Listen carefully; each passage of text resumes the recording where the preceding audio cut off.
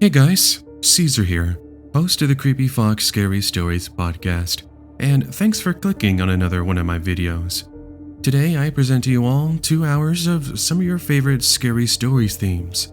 This includes scary stalker stories, stories involving crazy ex-boyfriends and crazy ex-girlfriends, and there's even a Yandere story mixed in here as well. As always, a huge thank you to all the amazing subscribers who I collaborated with in order to bring these stories to you all today. And if you'd like to join me and these fellow subscribers, as they did for this video on a future episode, well, you can send in your story with my user submissions email, TCFnarrations@gmail.com. You can find that email on screen right now, as well as down below in the video description. Anyway, with that said, we got a lot to cover today, friends, so make sure to sit back and relax, and let's get started with today's scary stories.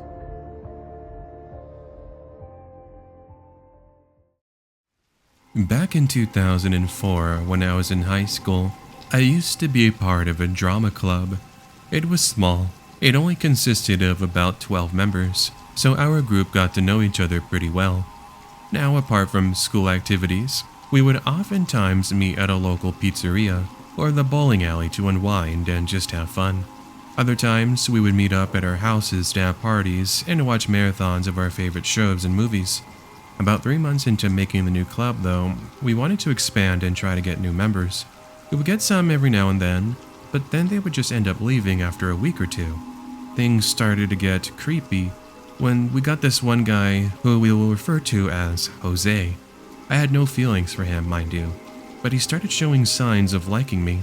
I was already seeing someone else at the time, and I made this perfectly clear when he started sending me messages like, "Hey, we should do something sometime, just you and me," or even other comments like, "Do you want to be my girlfriend?"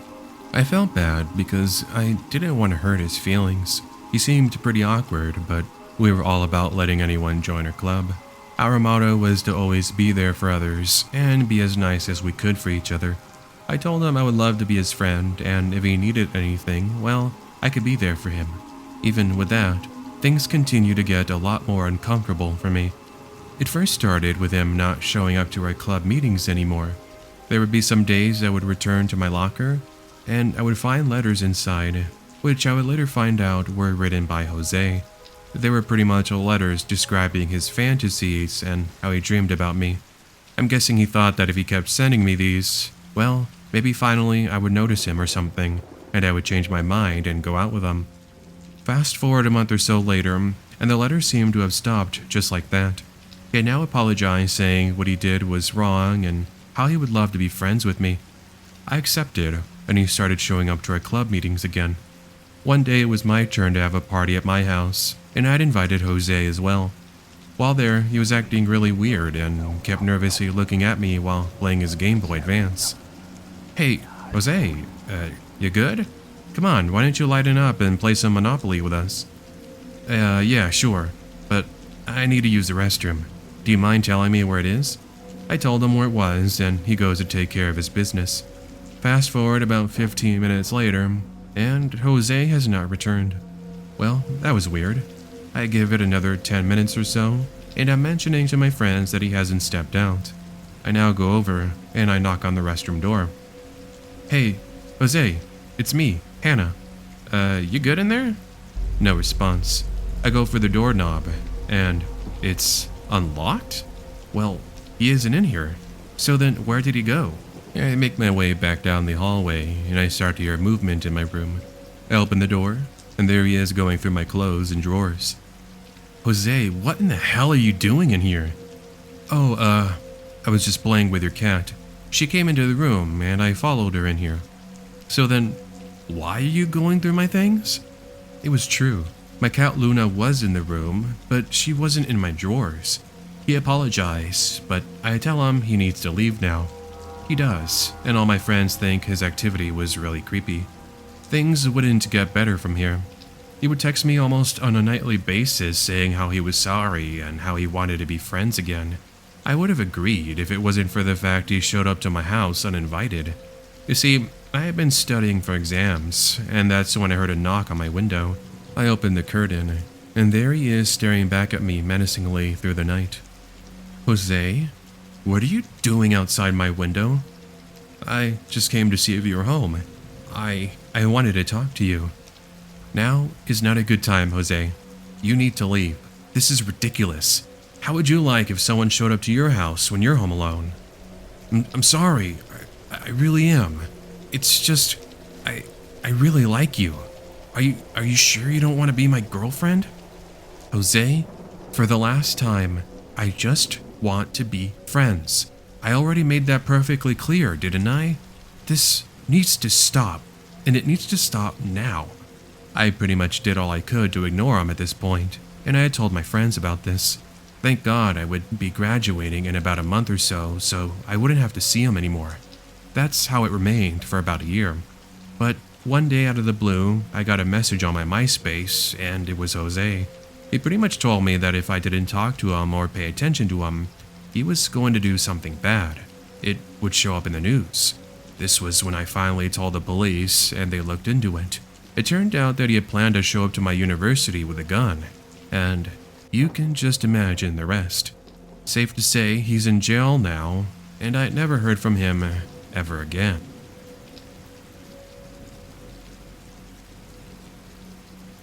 Now, I know most people, when they hear about someone's ex, well, they might not be the creepiest thing in the world that they've heard, but let me tell you something. What happened with me? It's definitely worth a mention to you all. If there is anything that comes out of my experience, well, I hope it is this. Be careful with those you become attached to. Make sure you get to know them well before you call each other a couple. So let me get started. This was back in 2015, and I was 19 years old. I'm male. Seeing as most of my friends had girlfriends, that meant I was usually the third wheel whenever we would hang out. I didn't mind it, but it started to make me a bit sad.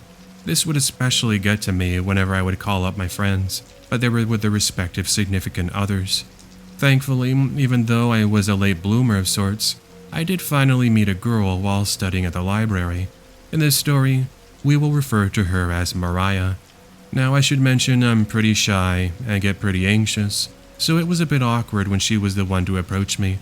But either way, we soon got to talking, and then we exchanged phone numbers. We would then make it a daily routine to go out to the campus Starbucks to grab some coffee and study together. After a month of meeting up and getting to know each other, I finally had the confidence to tell her I wanted to be her boyfriend. She was beyond excited and welcomed that message with open arms.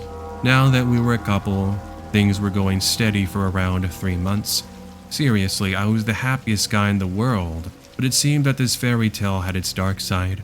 Mariah would at times make some creepy jokes. Yeah, we're gonna be together forever. If any other girl comes into the picture, I'll make sure they're dead before they get a chance to talk to you. Little things like that. She was really beginning to remind me of one of those Yandere girls from anime. You know the ones that will kill the competition and any girl that talks to their man. Now, no joke here, but even my own family was enough for her to get jealous at. These fights started to become more frequent, and any time they occurred, she would say it was my fault, even though she would be the one to start it. You might think, wow, this is probably a good time to call it off, and I almost did 6 months in.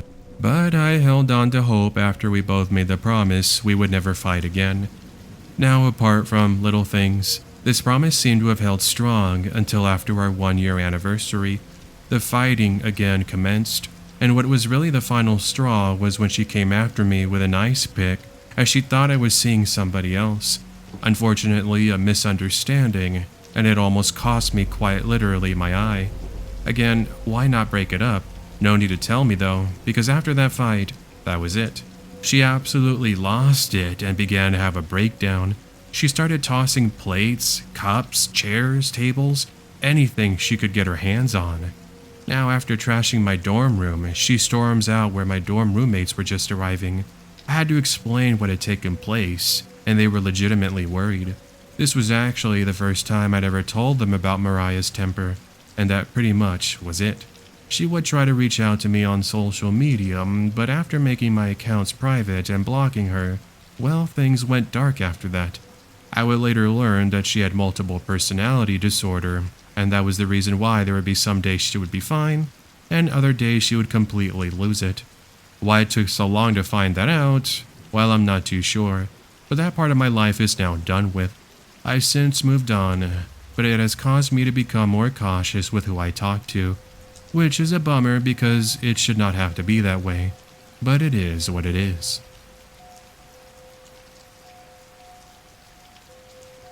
This happened in 2015, and for reference, I'm female and I was 22 years old at the time. So I decided to go visit my sister, who lives about 5 hours away from me. We were going to be running in a half marathon, so I stayed with her for a week. We participate in the half marathon, and all goes well. Next day, my sister returns to work, and I stayed inside her apartment. Since she couldn't get any more time off, I would have to wait until she got back to do things with her. But of course, I didn't want to wait for her, and so I took the time to explore the nearby downtown area. I headed to the nearby university campus, where I spent most of the day drawing in my sketchbook. Around 7:30 p.m. or so, with night approaching, I would encounter this really creepy man. Out of nowhere, I feel someone's hand on my shoulder, and since I was listening to music, I hadn't realized that they were there next to me. "Excuse me, miss, but do you have any money?" "Sorry, I don't. I don't have any cash whatsoever." "Oh, I see. Then perhaps you could still help me out?" He was what I'd say in his early 30s, long dirty hair, ripped clothing, and smelled like rotten cheese. My best guess was he might have been homeless. "I'm trying to impress my friends with a girlfriend, but I don't have one. Could you pretend to be my girlfriend for like 10 minutes or so?" "Sorry, I can't help you out with that. Now, I need to get going. Have a good night." Actually, I was starting to get genuinely creeped out by the whole thing, so I packed up my belongings and I get going. However, I still had a 20-minute walk back to my sister's apartment. He followed me for a couple of minutes as he continued to beg I stay and talk with him. Finally, though, I get the attention of other students, and they help me chase him away. "Thanks, guys. That guy was following me, and he kept insisting I go with him." The two students walk with me until I'm off of campus, and I thank them for their assistance. I just wish that was the end. As I make my way down the busy streets, I began to notice a familiar face. It first happened when I stopped to tie my shoes.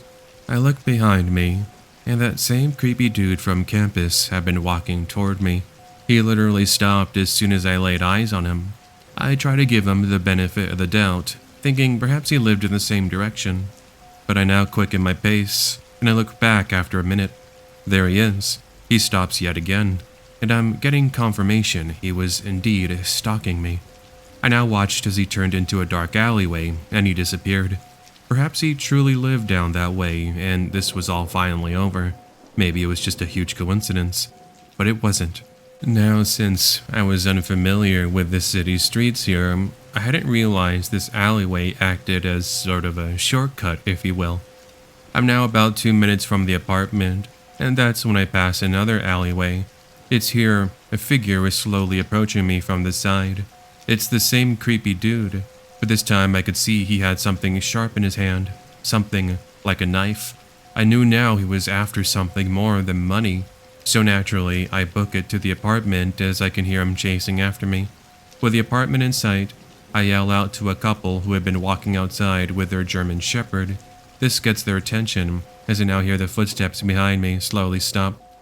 I now met up with these people, and when we turned around, the guy acted all innocent. "Sorry to bother you folks. My girlfriend and I are practicing a scene for a play we're doing." The couple could tell he was lying out of his teeth. The older gentleman tells him to leave, otherwise he would call the cops. Well, he books it down an alleyway, and he isn't seen the rest of the night. I thank the couple, and I return to the apartment where my sister was there worried sick about me. "Where have you been? I've been calling you nonstop. Are you okay?" I think she could see how shaken up I was, and sure enough, there were 3 missed calls and various text messages I had missed. See, I was supposed to be back at 5 p.m., but it was already past 8 p.m. at this point. After explaining what had taken place, we contact the local police station and tell them about the creepy stalker experience. They tell us they're familiar with that man, and they've actually spoken with him in the past. Why he was still out there? Well, I wish I could tell you, but I'm not too sure. But I stayed inside the apartment for the rest of the trip. About 2 weeks later, when I had now returned home, my sister called me to give me an update. Hey, do you remember that guy who was stalking you that one night? Yeah, how could I forget that? Why, what's up? Well, you'll be happy to know that the police finally took him in and they arrested him. Really? What did he do? Well, they found that he had broken into someone's home and had been hiding underneath a bed. Luckily, that girl that lived there was at work. She has security cameras in her house, and she so happened to have gotten a notification when there was movement detected in there. It's just crazy to think that he would have done something like that to me. But luckily, nothing like this has ever happened to me ever again, and he's staying behind bars where he belongs. Now, I wasn't the most popular girl at my school, but people knew me as the girl who loved theater class. I didn't care if I looked dumb and acted dumb, but as long as I was having fun reenacting scenes from movies and plays, I was having a great time. So yes, not really the shy person, but more so just silly. Well, one day my theater teacher introduced the class to a new student from Mexico. If I remember correctly, his name was Carlos. He was pretty shy since he didn't know anyone, so I made it my mission to befriend him, and that's how it started. Just friends. Soon, though, one thing led to another, and we started dating. After a while, he started to become more controlling of me, definitely different from the Carlos I'd met before. Anytime I wanted to go out with friends, he would tell me I wasn't allowed to go out with them. Forget it if there was a guy involved, he would downright refuse I go. I mean, don't get me wrong, I would invite Carlos with me and he would go, but when I needed to study with classmates or do other school-related projects myself, it wasn't possible. You can also add the fact he needed to know where I was every 30 minutes. He really thought I was out having fun with some other guy. Now, I know what you're thinking. These warning signs should have been the message to just dump him, and I did, after 6 months. Longer than it should have been, to be honest, but he kept insisting he loved me, and that he was just worried he would lose me. I really felt like a fool looking back on it now, but what can you do? So after the breakup, which I had initiated, bear in mind you, I had completely blocked him on social media. I never did bother to block his phone number, however, since he had stopped messaging me. I did, however, delete it, including the text conversations we had, which would have been great evidence to show the police. I'll get to that part soon. We now fast forward to 2 years later.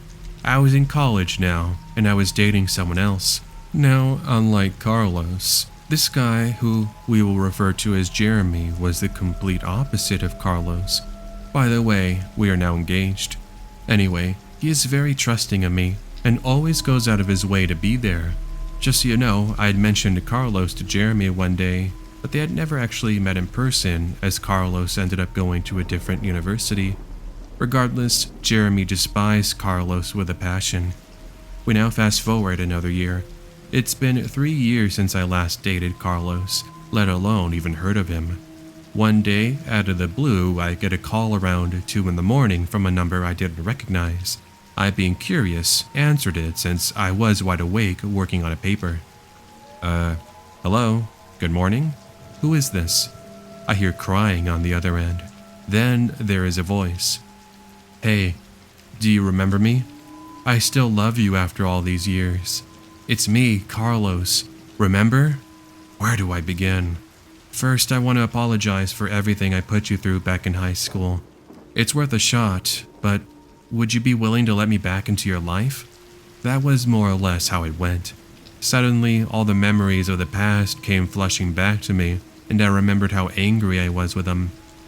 Look, Carlos, I'm sorry, but that's not going to happen. I'm happily seeing someone at the moment, and this is the happiest time of my life. This is the happiest I've been. If there's nothing else I can do for you, then I need you to stop calling me. I know you're dating someone. I saw it on your Instagram. but I was hoping you would change your mind instead. What does he have that I don't? I'm more handsome and better than that guy ever will be." I was furious, so I end the call and I immediately block him. But that isn't the end to the ordeal, as it was going to get a lot more terrifying. Now, before continuing, I should mention that I was still living in the same house as my parents, so Carlos still knew where I lived. That's why I was surprised to find a letter that was taped outside my window. It was from Carlos, pretty much saying how he wanted me to dump the guy I was with and to go along with him to live a happily ever life. That was the breaking point for me. I get the police involved, and one thing leads to another where I get a restraining order on him. This restraining order wouldn't stop what happens on a random night in August though. So it's myself, my boyfriend, and my mom and dad. Mom and dad are upstairs sleeping, and Jeremy and I are downstairs watching a movie together. Halfway through the Avengers, we ended up hearing what sounds like footsteps in the kitchen. Bear in mind, the only people in this house are myself and Jeremy, and also my mom and dad who are sleeping upstairs. We find the noise suspicious, so Jeremy goes to investigate it. What happens next is me hearing what sounds like a struggle, which is then followed by yelling. This lasts for about 20 seconds or so. Well, I get up from the couch and I head on over. Jeremy has someone in a hold, and I can see a deep wound on his arm. On the ground, there is a knife. Well, wouldn't you know it, Carlos had not only entered my house, but he was planning on taking me away. Jeremy just so happened to have caught him in the act, but that's not before Carlos went after him with a knife and managed to stab him in the arm and connect. Seeing all this, I call for my dad, who comes running down like a cheetah going after its prey. I got on the phone with police, and they arrive about 10 minutes later with an ambulance as well. Carlos was taken away, and Jeremy gets checked up on by the paramedics. Luckily, he recovers pretty quickly. Anyway, that's pretty much it. Edit. I forgot to mention, but the judge pretty much threw the book at him, and he ended up getting 40 years behind bars.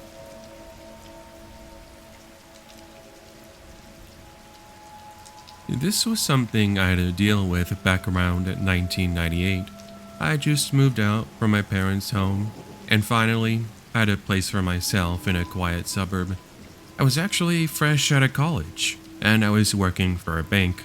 But that's not really important to the story. What is important, however, was what would soon start to happen. Now, to give you a quick rundown on my neighborhood, it's pretty much this old road which has a series of homes on each side. At the end, you have my home, where right behind it is a huge field. There's a fence line that separates us from a large set of woods. Also of note is my home is one story. Anyway, I remember this one evening, I was up around, what was it, like 3 a.m. or so? Yes, and I was playing Super Mario 64. It just come out a week before, and finally I had the weekend to go get it. While playing though, I started to get the urge to get a snack from the kitchen. Go figure. I paused the game, and I head over from my room to the kitchen. All was pretty normal. There was a light rain hitting the windows, and I could hear the sound of crickets outside as well. I grab my usual combination of milk and cookies, and then I start making my way back to my room.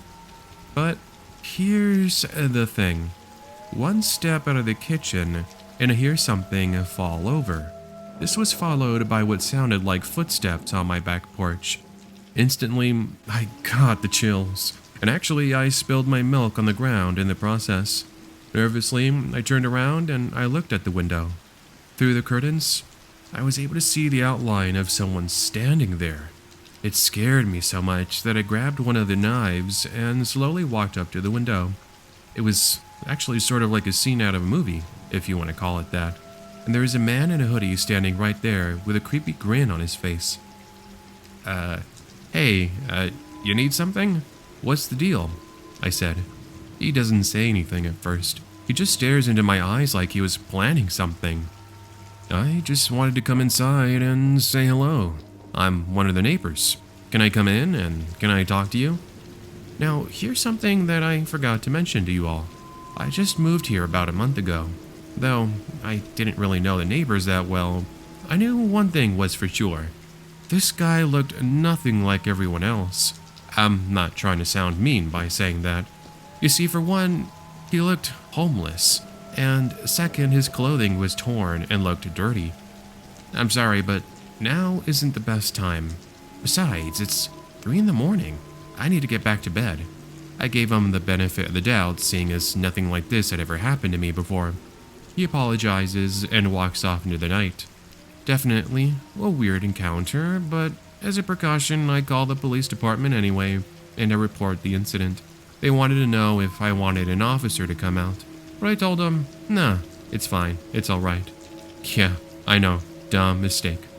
Fast forward a week or so later, and no more incidents had occurred. I figured it was just a one-time deal and it wouldn't happen ever again.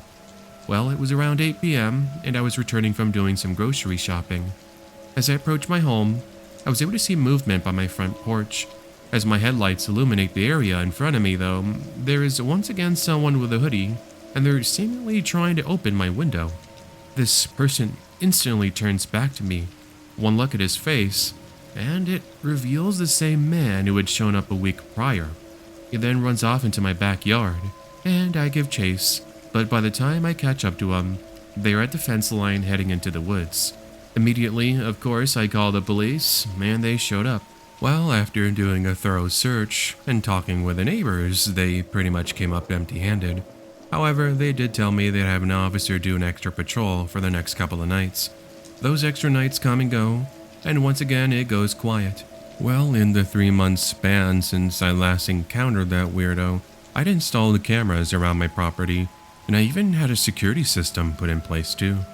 One evening in December, around 10 p.m. or so, I just finished taking a shower, and that's when I heard what sounded like tapping at my front door.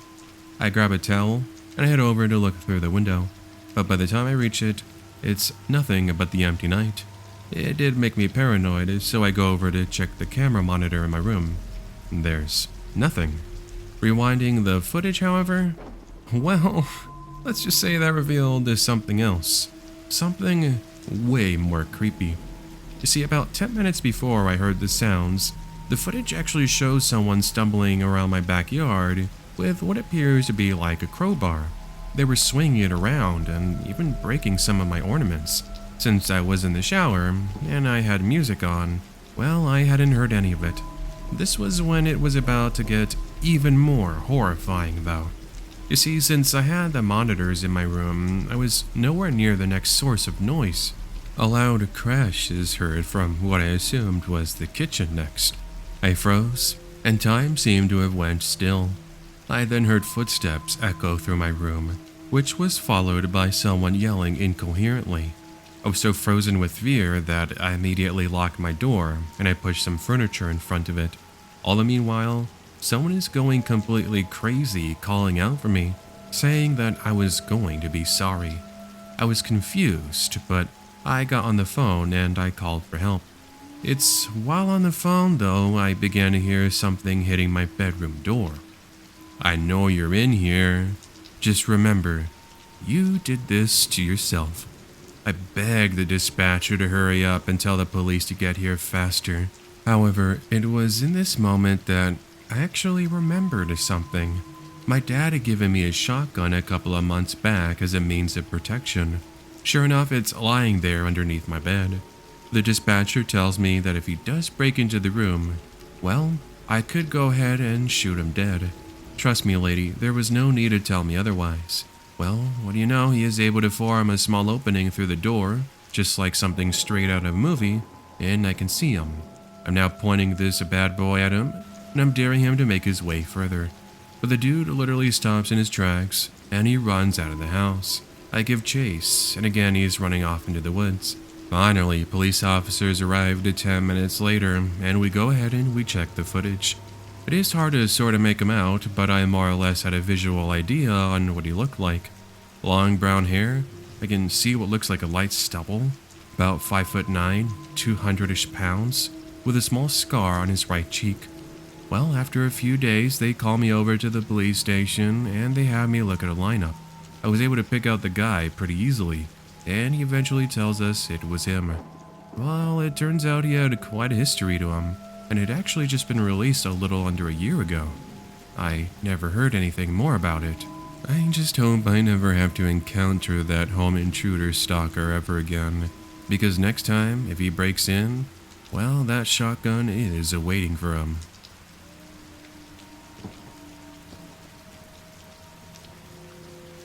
I'm going to be talking to you all about something that happened back around 2015.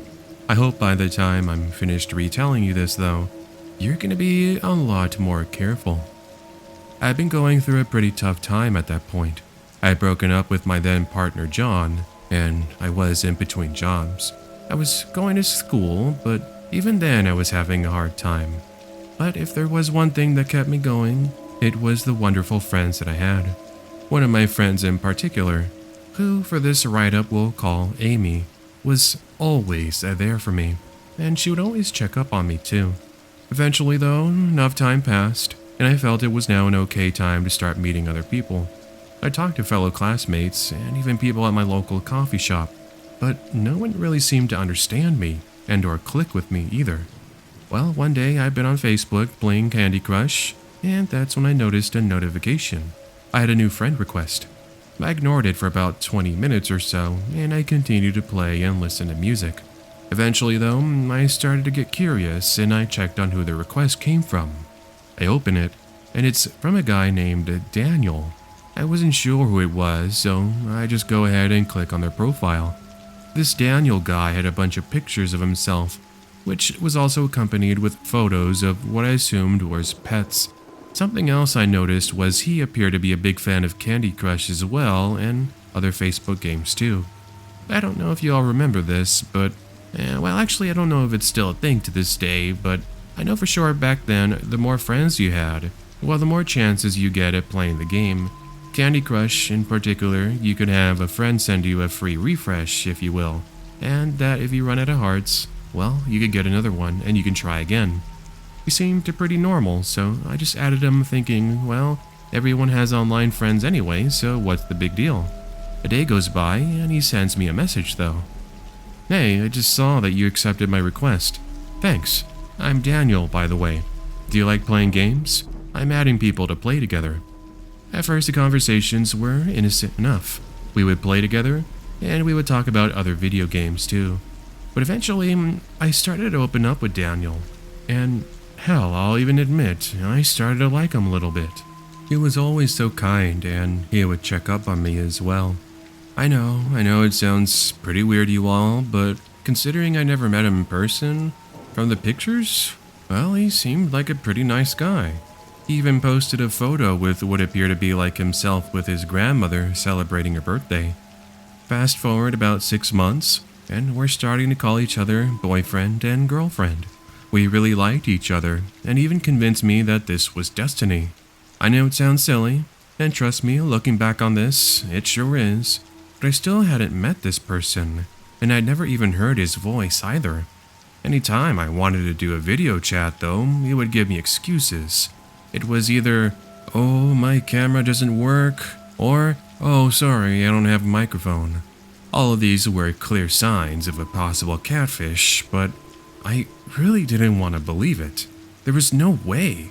There was no way that Daniel could be somebody else. No way, right? I mean, there's no way he would have bad intentions. Well, I finally had enough, and I told Daniel I wanted to meet him in person. But here's the thing. I lived in California back then, and he apparently lived in Alabama. Somehow, we managed to agree to meet in person though, and I buy a plane ticket to go visit him at Starbucks. Oh, and just in case, I told him I would be bringing my cousin Julia along with me. He wasn't happy with that at first, but I convinced him that she lived in Alabama and was going with me so she could go back home. Anyway, the day arrives where we're supposed to meet up at this random Starbucks, and Julia and I wait there for almost 2 whole hours. You can imagine how anxious we felt as we kept looking around the front door. At any time, this Daniel was going to walk in, and finally we were going to meet. But here's the thing. Daniel, he never does arrive. Instead, he chose to message me by saying, "Sorry, I couldn't make it. Something came up with my family and I had to go help him out." I wanted to believe he was being genuine, and I gave him a second chance. He kept apologizing and said he would come visit me to make up for what happened though. "I'll come out there and invite you to dinner as my apology. It's the least I can do," he said. This was when I made the dumb mistake of giving him my actual address. Something else I finally did was do a search of his pictures. This was something my cousin Julia had told me to do long before, but I never really wanted to. What I saw, well, it still scares me to this very day, even as I write this out to you all. The pictures of this Daniel guy, they were actually from someone named Anthony. He lived in Arizona, and he was married. You can imagine how sad, and scared, and angry I was. I was sad because he had done this, and scared because this random person now knew where I lived. So I called him out on it, and he began saying it wasn't true. "I'm being honest with you. I would never do that to you. I am Daniel. I promise you." I wasn't having any of it. I completely blocked him on all my social media. Thankfully, I was able to get a refund for some plane tickets I bought to go and see him a month after he visited me. Oh yeah, I also contacted Anthony about it. You know, the real one? He was just as confused and furious as I was. Eventually, the Daniel account, well, it disappeared into thin air. But what makes my story that much more horrifying were all the personal things I told him. See, 2 months later, I'd been walking my German Shepherd Rocky, and that's when we stumbled upon someone in my backyard. They didn't see me, but I ended up calling the cops anyway. They show up, they catch up to him and question him, and what we find out was absolutely shocking. He was from Alabama, and this stalker of sorts had rented a car just to drive out there. Eventually, I would learn that it was the same guy, and I ended up getting a restraining order against him. After a trial and some other things that I guess I'll go into maybe some other day, that was pretty much the end of it. So in summary, I just wanted to let you all know that if you aren't going to talk to people online, please make sure to do your research. Do not be like me. Oh yeah, and also make sure you're armed just in case this person might try to kill you or harm you or your family.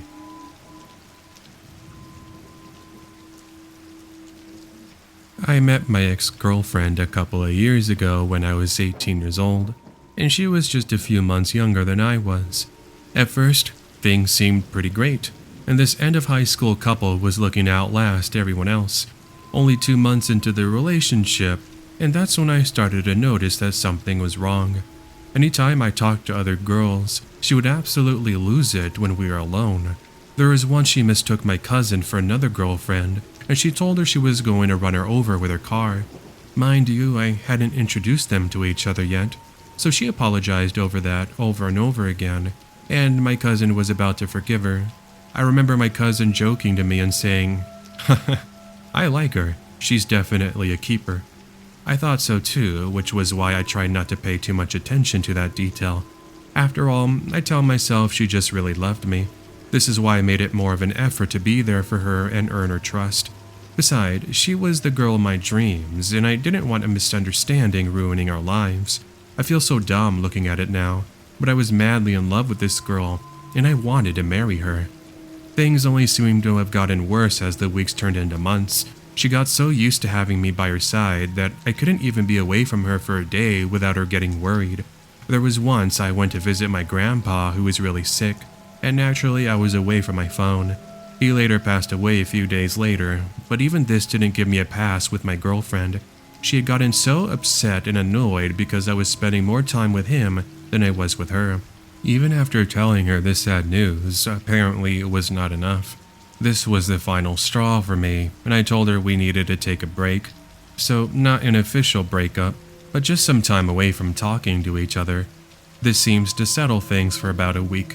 But then she started to spread rumors about me, saying how I was a bad boyfriend and I would go out of my way to put her down and even beat her up. My friends knew she was lying as they had grown to know the kind of girl she was, so luckily I had them on my corner. Eventually I had enough, and I finally called off our 8-month relationship.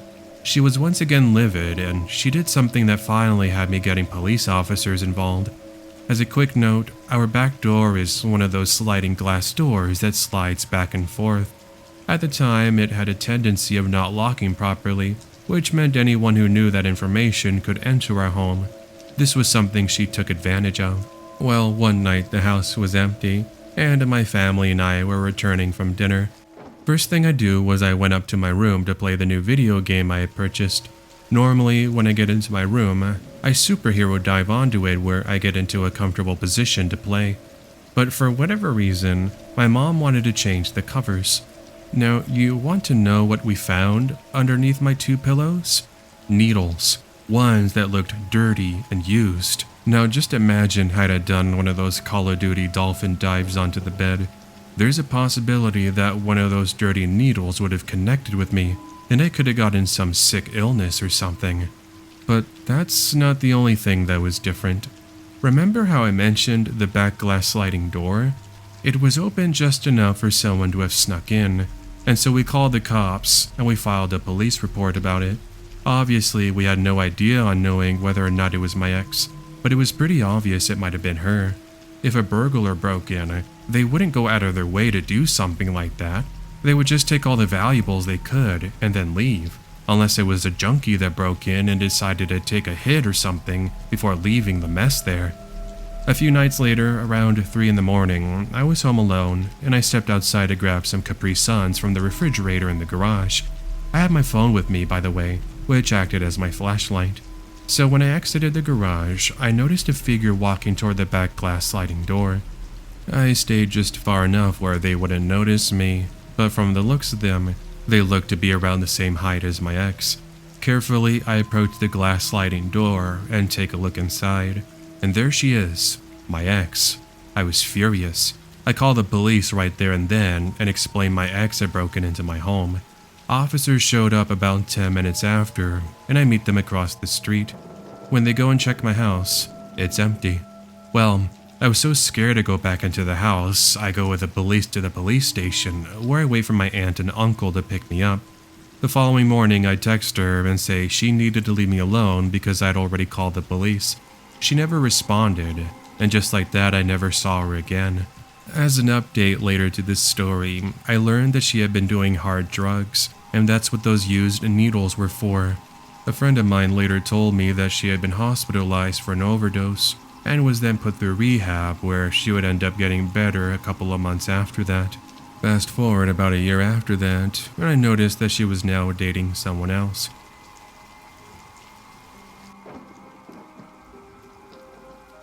This was back in 2015. I was working part-time as a cashier at a supermarket in Southern California. For context, I'm female, and I was 19 years old. Nothing too intimidating, just this shy 5'3", 110-pound Japanese-American girl. Now, working at that supermarket did help me break my shy streak. I did mention that, didn't I? Funny to think that just a few months before that, I was an absolute mess. You couldn't get me out of my room without me having a panic attack. Such a shame that I had to go over an experience with a creep, which extended said anxiety. It was about 2 months into my job with Whole Foods, and my anxiety was slowly starting to dry like a drop of water against a burning stove. I could make friendly conversations with people and actually look them in the eye, something I took great pride in. Anyway, I remember specifically it was my lunch, and I sat outside eating a sandwich the deli man had prepared for me, and I was reading some Stone Ocean. For those of you who are fans of JoJo's Bizarre Adventure, you'll know what I'm talking about. Anyway, there I am sitting at a table, enjoying myself a good read on my manga, and that's when I hear someone's voice. Hey, is that JoJo? I love that show. I look up, and there standing next to me was this 30-something-year-old guy. He was, I'd say, around 5'11" and around 200 pounds, a little more on the chunkier side. He had glasses, some acne across his face, with long greasy black hair and a ponytail. Yeah, it's Stone Ocean to be exact. Jolene is my bae, I reply with a joking and polite smile. It's hard to find girls that like anime, let alone JoJo. You're pretty cute, you know. Do you work here? I had a feeling I knew where this was going, so I just give him a sorta, yeah, and please leave me alone, I'm trying to enjoy my lunch kind of response. The guy didn't seem to take the hint though, and he just sits down at the table next to me. Oh, by the way, he didn't sit across from me like a normal person would. He literally sat inches away from me. And God, don't even get me started on the stench. Do you mind if I get your number or add you on Instagram? It'd be nice to hang out sometime and read.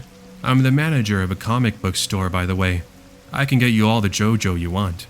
I found it incredibly hard to believe because when he named the comic store in question, I told him I was friends with the manager who worked there, and surely it was not him.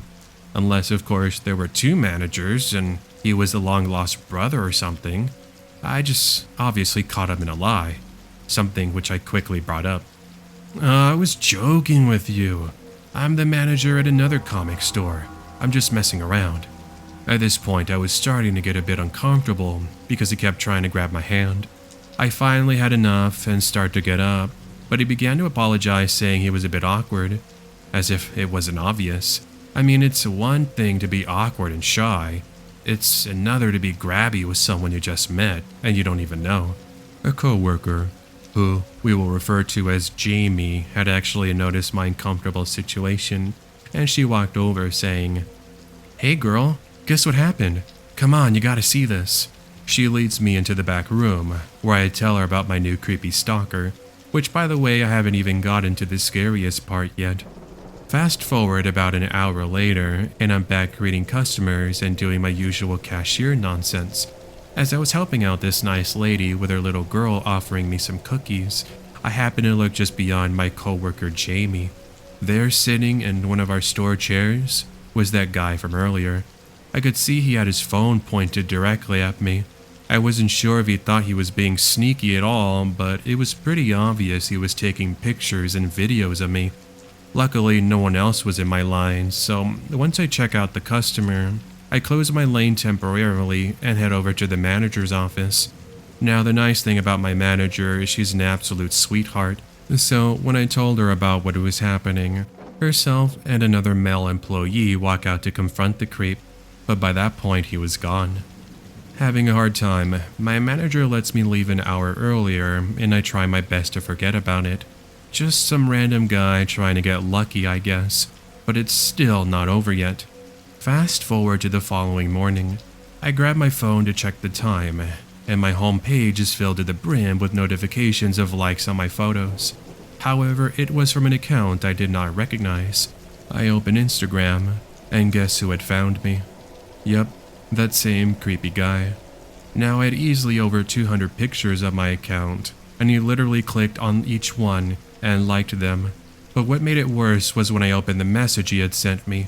It was him going on about how he was sorry and he just wanted to be friends. I proceeded to block him, and that seemed to solve the issue. But then one night, everything would change forever for me. Now, I should mention that at the time I was living with two other roommates in a pretty small townhouse. The neighborhood was relatively safe, and I never really worried about being alone. This one evening in question had been raining, and both my roommates had been at a party. As for myself, my older brother Kenny was driving me back to my place, where he was going to be spending the night to keep me company. When we arrived, I happened to notice a light illuminating my room. I found this odd and pointed out to Kenny, as I always turn my lights off before I leave. Nonetheless, we quickly head inside, soaked by the rainfall and all, and I started to head to my room so I can change. Kenny had taken a seat in the kitchen. When I open my bedroom door, it's absolutely freezing in there. This is when I noticed my window was slightly open ajar. So let's get this straight. The light was on, and my window was open? While I started questioning my forgetfulness, I opened the closet, and there standing behind some clothing was none other than my stalker from the supermarket. The guy had the creepiest smile on his face, but perhaps what added to the icing on the cake was the knife which he had clearly taken from my kitchen. In absolute shock, I scream at the top of my lungs as I run out toward my brother. "What's going on?" my brother responds. "There's someone in my room. He has a knife." My brother snaps. This is the point I should mention that he's in the Marines, and hearing I was in danger had sent him into a fit of rage. He storms over to my room. Meanwhile, I'm grabbing my cell phone trying to call the cops. Unfortunately, my brother recalled that as soon as he enters my bedroom, the creep just started crawling out of my window. But by the time my brother heads outside, the guy was long gone. Anyway, when police officers arrived, we were only left with giving them a description. Thank God for the creep being so clumsy though and not deleting his Instagram. They were able to locate him the next day at his mom's house, and I got a restraining order. It's now been almost 4 years, and I'm very different from when I used to be. I live in another state, and I even have a concealed carry my brother helped me get. I also owned one of the sweetest German shepherds that you'll ever meet, but you wouldn't want to get on his bad side. So if there's one thing I will say about this, it's okay to be shy and awkward. You don't have to feel bad, but at the same time, you should learn some manners. Don't stalk people, and definitely do not break into their homes. Thank you.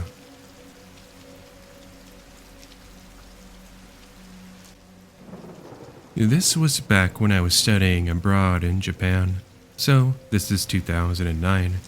For reference, I was 20 years old and I'm female.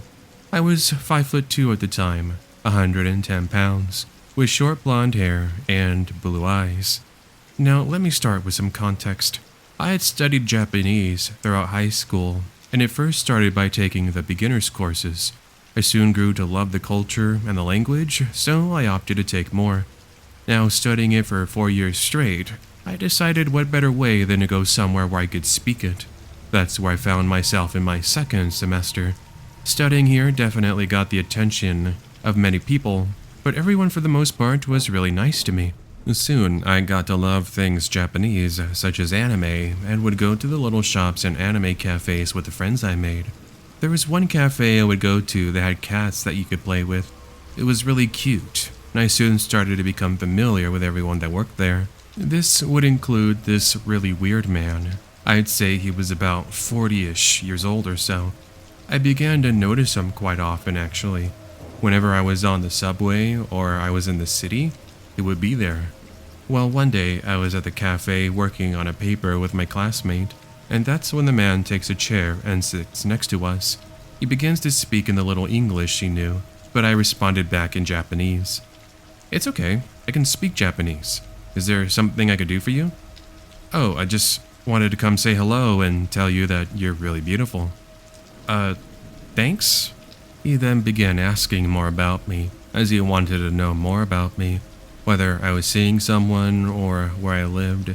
I pretty much told him as little as I could and thought that would be it. Fast forward to the next day and he was standing outside one of my classrooms. Hey, remember me? Oh, hey, are you waiting for someone? Yeah, I was waiting for you actually. Would you like to go get a cup of coffee? I was really weirded out because I never told them what school I went to. I just told them I was studying here abroad. Sorry, but I'm really busy right now. Maybe some other time. I was hoping he would get the hint and he would leave me alone. However, it got worse. 2 weeks had gone since I had last seen him or gone to that cat cafe. I showed up and have my usual order, and one of the girls that works there says to me, "Do you know that older man who shows up here in the business suit?" "Oh, you mean that 40-year-old guy with the glasses?" "Yeah, him. Are you two dating or something?" "No, no way. We aren't. Why?" "Well, he's been showing up lately talking about how you two are a couple and how in love you two are." I thought it was a joke at first, but it was not. It's funny because 10 minutes after she mentioned this, he shows up to the cafe. I pretty much call him out on his lie, but he tries to act all calm about it. Now, honey, don't act like that in front of everyone here. We already went over this. Now, he was really gonna call me honey? That really pissed me off, and I wasn't having any of it. I caused a huge scene, which attracted a local security guard. Mr. Creepy Dude tries to explain how we were just having an argument, but I say otherwise. I don't even know this man. You need to stop, or I'm gonna call the police. I don't even know you. The security guard has a word with him, and that was the final time I'd ever seen him. He never showed up to the cafe, nor did he visit me at the university. So anyway, that's the story with my creepy cafe stalker.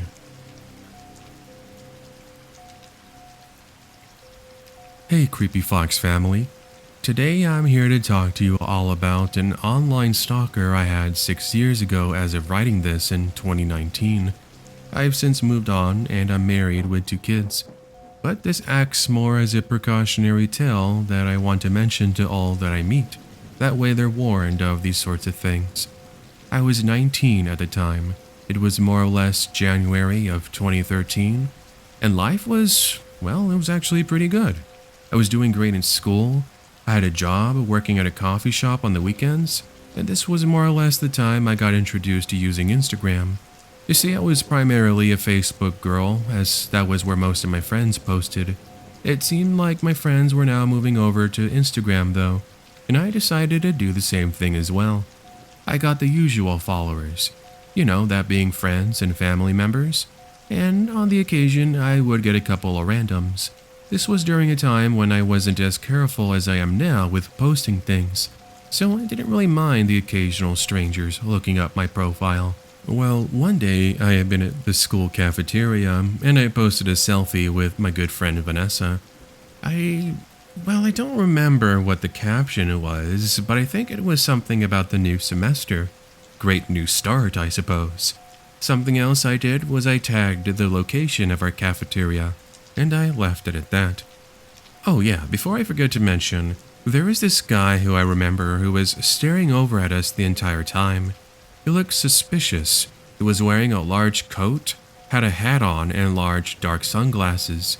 Definitely weird, but it's going to be an important detail I mention at the end, so please don't forget it. Anyway, an hour or so later, we are done with food and we're going to our art class. I had my phone underneath one of my folders, but I saw that it lit up with a notification. Now, prior to this, I'd gotten some likes and comments from my friends. Quickly, I take a glance at my phone, and there was a comment that more or less said, "Wow, awesome picture, you two. I like that you both got our school mascot in the background." I didn't pay attention to the name until after class was over. Once I'm at my dorm room, I finally look through my notifications and I click on their name. It was from someone named Jackson. It was a while ago, obviously, so don't blame me for forgetting the username. Anyway, the profile picture was of our university's mascot, which was an eagle. On his profile, there were a bunch of pictures of different animals. I responded to the comment with a thank you, and I left it at that. However, this was just the beginning of what was about to come. It started, of course, with him following me, and me following him back. I really love animals and liked the pictures he had. Fast forward a month or so later, and we started commenting on each other's posts, as well as sending messages as well. I soon learned that this Jackson goes to the same school as I, but tells me that he comes on the weekends due to his job. I guess that explained why I never saw him in person. Also, bear in mind that my university featured a Saturday school. Eventually, we set up a meeting, and we met at the school cafeteria on one of his days off. He looked like a normal guy, albeit he was a lot older than I was. He was 6'2", 250 pounds, with green eyes, glasses, and short brown hair combed to the side. He told me he was 32 years old and lived about an hour or so from campus. We eventually go our separate ways and I go to class. That evening was when things were about to turn for the worse.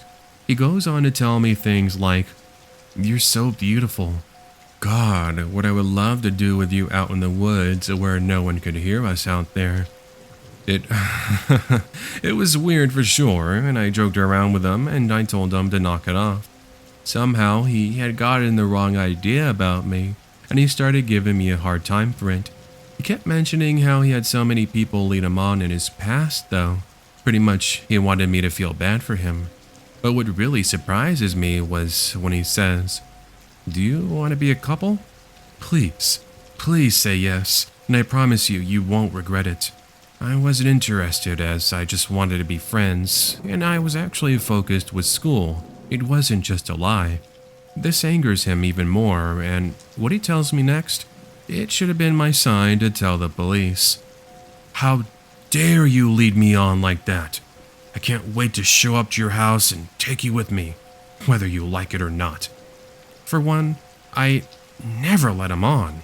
And second, I made it perfectly clear that I just wanted to be friends. Fast forward a week, and I had gone back home to visit my parents. I was baking cookies in the kitchen, meanwhile my parents were out. And that's when I happened to hear a noise coming from the living room. I walk over expecting to see my cat scratching at the window, or maybe he actually dropped something over. But instead, I'm welcomed with an even more scarier sight. Jackson, the guy I talked to a week ago, he was outside my home trying to open the window. He looked right into my eyes, and suddenly he's got this horrifying, creepy smile on his face. I got the chills as I remember my back door being left open. I think he realized this because he beelines it into my backyard. I'm now running for my life through the mess of our living room, and I'm trying to get to my kitchen back door. Thank God for my running, because I'm able to lock it moments before he tries to break into my house. What happens next is he begins kicking at the door with all his might as he attempts to break in. Sure enough, I was on the phone with police, which he could clearly see me doing that. He eventually gives up and starts walking back to the front where a Hummer was parked. Here's where the sweet revenge came in though. My parents had just arrived between the moments of us struggling with the door.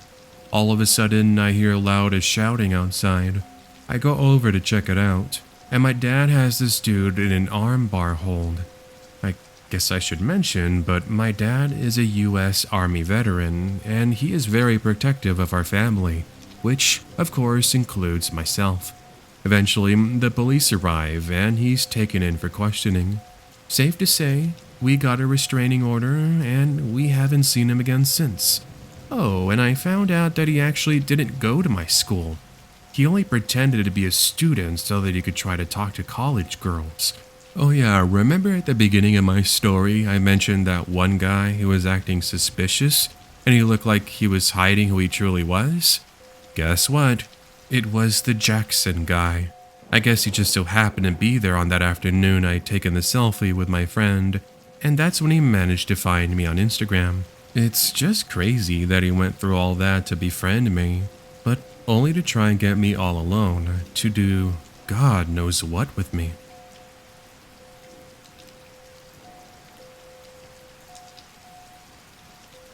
Back in 2013, I used to really be into Rock Band 3. I would play it almost every single night religiously. I'd go to college, I'd sit through the boring lectures, I'd do any assignments on campus, and then I'd go home and spend time in my room playing Rock Band. Sounds like a weird way to start a story, am I right? But not all stories start off the same. Now, seeing as I loved to sing, being the lead singer in the online cooperative mode, well, it was something I loved to be a part of. Well, one typical session of Rock Band 3 online, I had been playing with some randoms.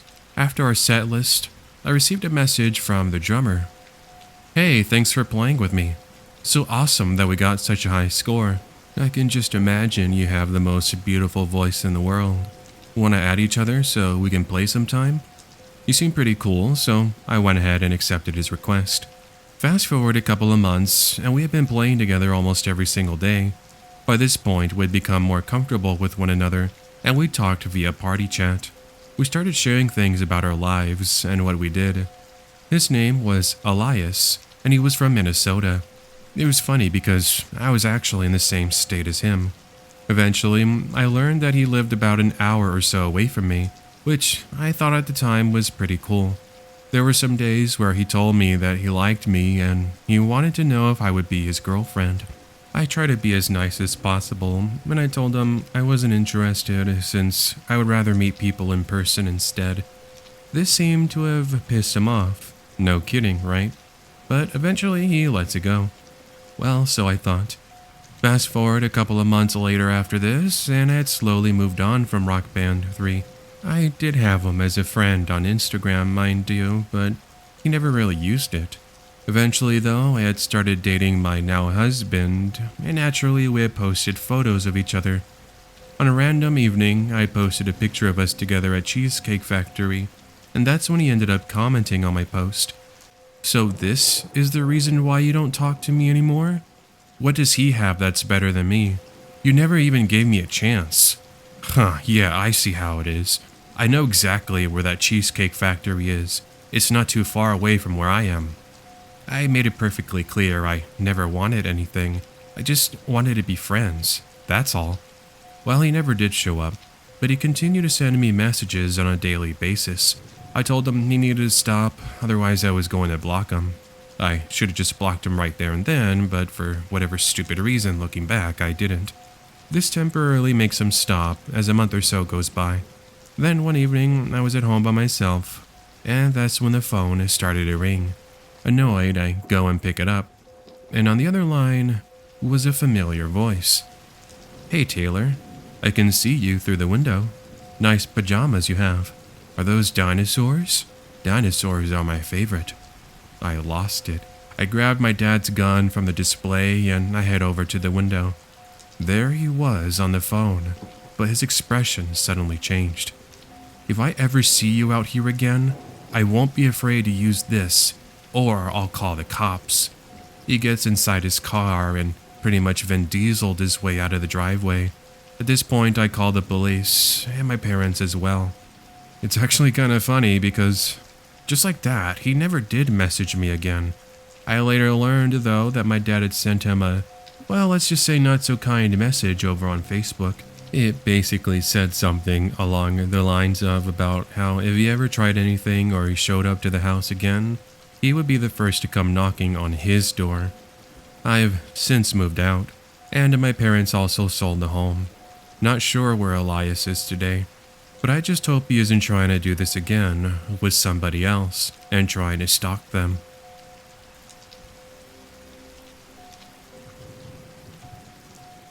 This was around 2007 when I first started attending university in Pennsylvania.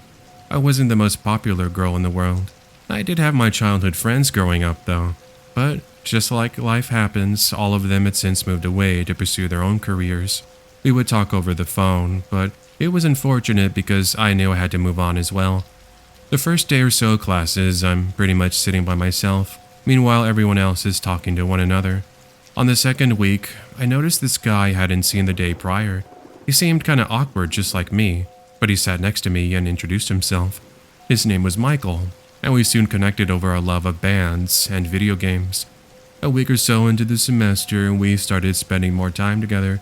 We would either go study in the library or we would go out to lunch at the cafeteria. I started to get to know him even more. And the things he told me, well, let's just say they were sort of creepy. He went on to tell me how he didn't like people because they would always talk behind his back. Growing up, people would always call him these weird names because he always was wearing the same dark clothes and listening to music. He said he wanted revenge because people actually made fun of him. I felt bad, and I always tried to be nice to him anytime I saw him. Fast forward, and the semester comes and goes, and we soon lose contact.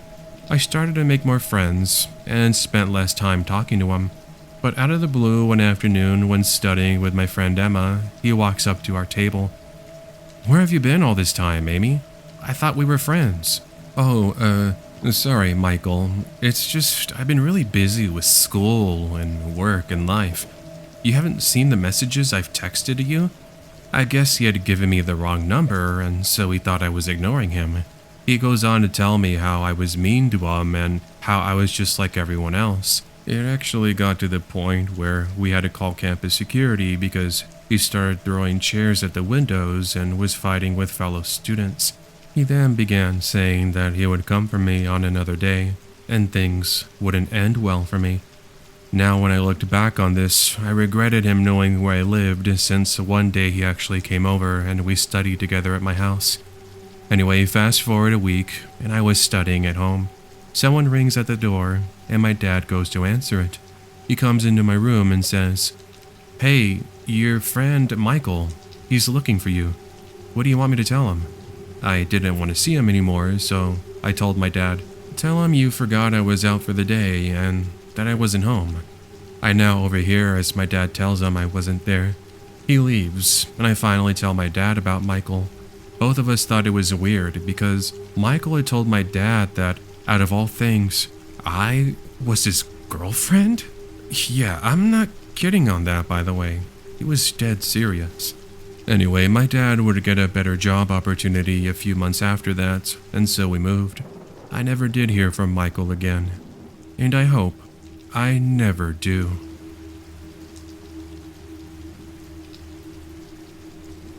So my then fiancé and I, who are now happily married by the way, we lived in the same apartment in downtown San Jose, California.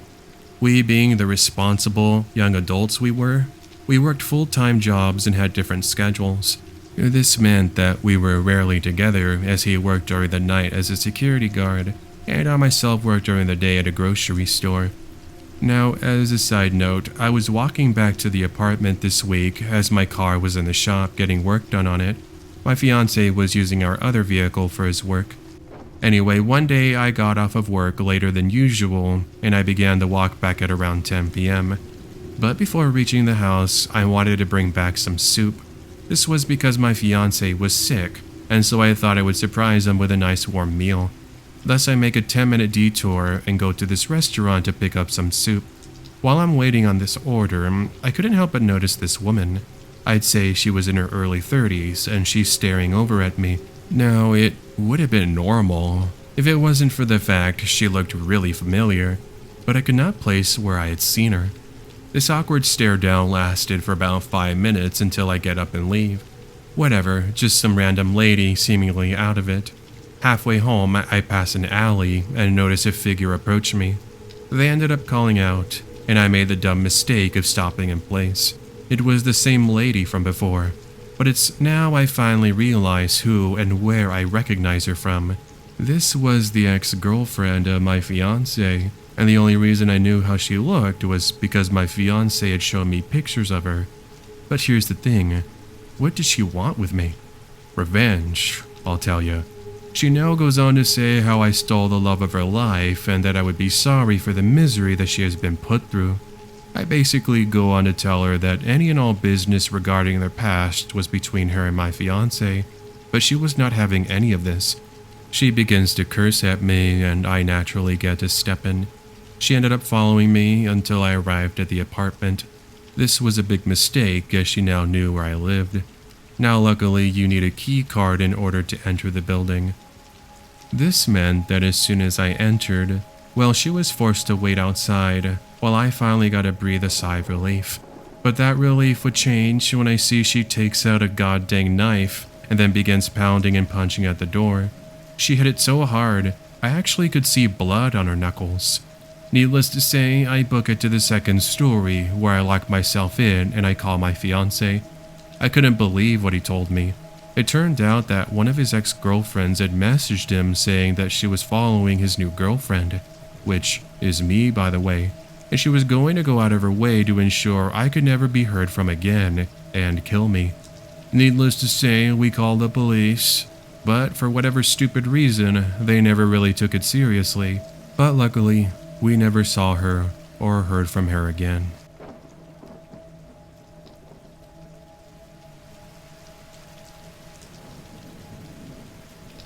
This story is about my ex-girlfriend, Sandra. Sadly, I have had pretty bad luck when it comes to dating in the past. That isn't the case anymore since my current girlfriend is a sweetheart. But that did not stop my past two girlfriends from treating me like crap and like garbage. Let's go ahead and focus on Sandra, shall we? Such as her background and also what had led me to having to get a restraining order. It all started at a Thanksgiving get-together in 2010. That's where my coworker was throwing a party at his house. He had invited all of us from work, and even some family and friends. This is where I would meet Sandra. Sandra was a friend of my buddy Eric, who had known her since kindergarten.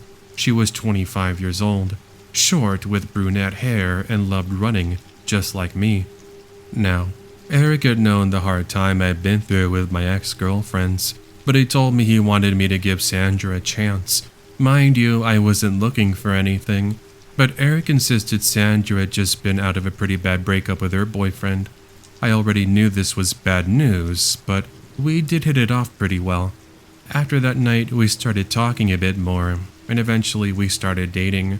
Things seemed pretty normal, and I was finally happy. However, whenever I would say, "Hey, it would be nice to visit your house," she would always avoid the question.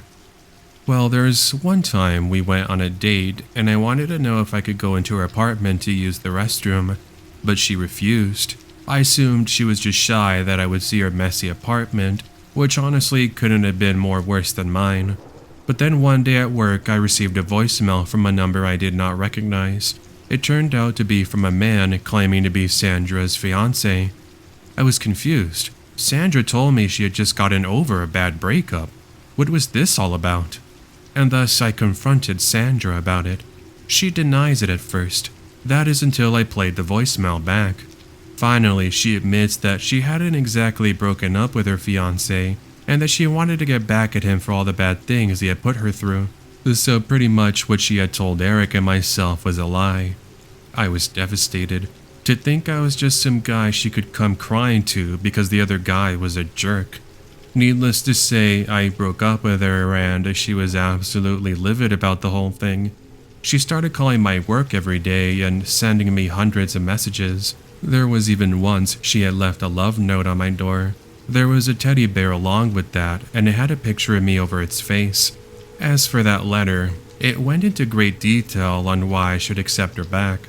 It even said that if I did not accept her back, she would go after my family and hurt them. I had enough, but those letters continued, and I ended up changing my phone number and moving back in with my parents a few weeks later because it was becoming out of hand. Things then went quiet for about a month. That is until my mom told me something. While I was at work, she told me someone had called saying that she was looking for me. You guessed it, it turned out to be Sandra. Well, since my mom already knew the name of this ex of mine, she had told her she had the wrong number. But what she tells my mother next was very creepy. Mom says she knew where I lived and was going to visit us when we least expected it. Fast forward a year, and Sandra had more or less disappeared on us.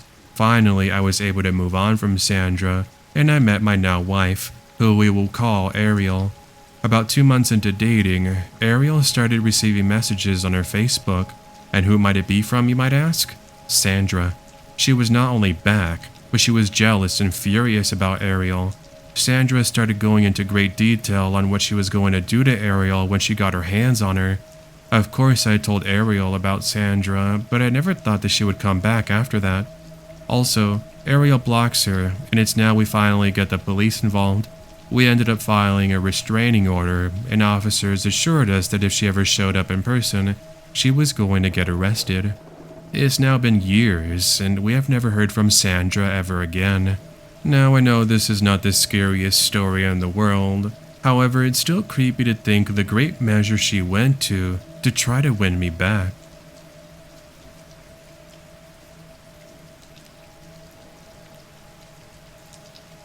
It was April of 2014.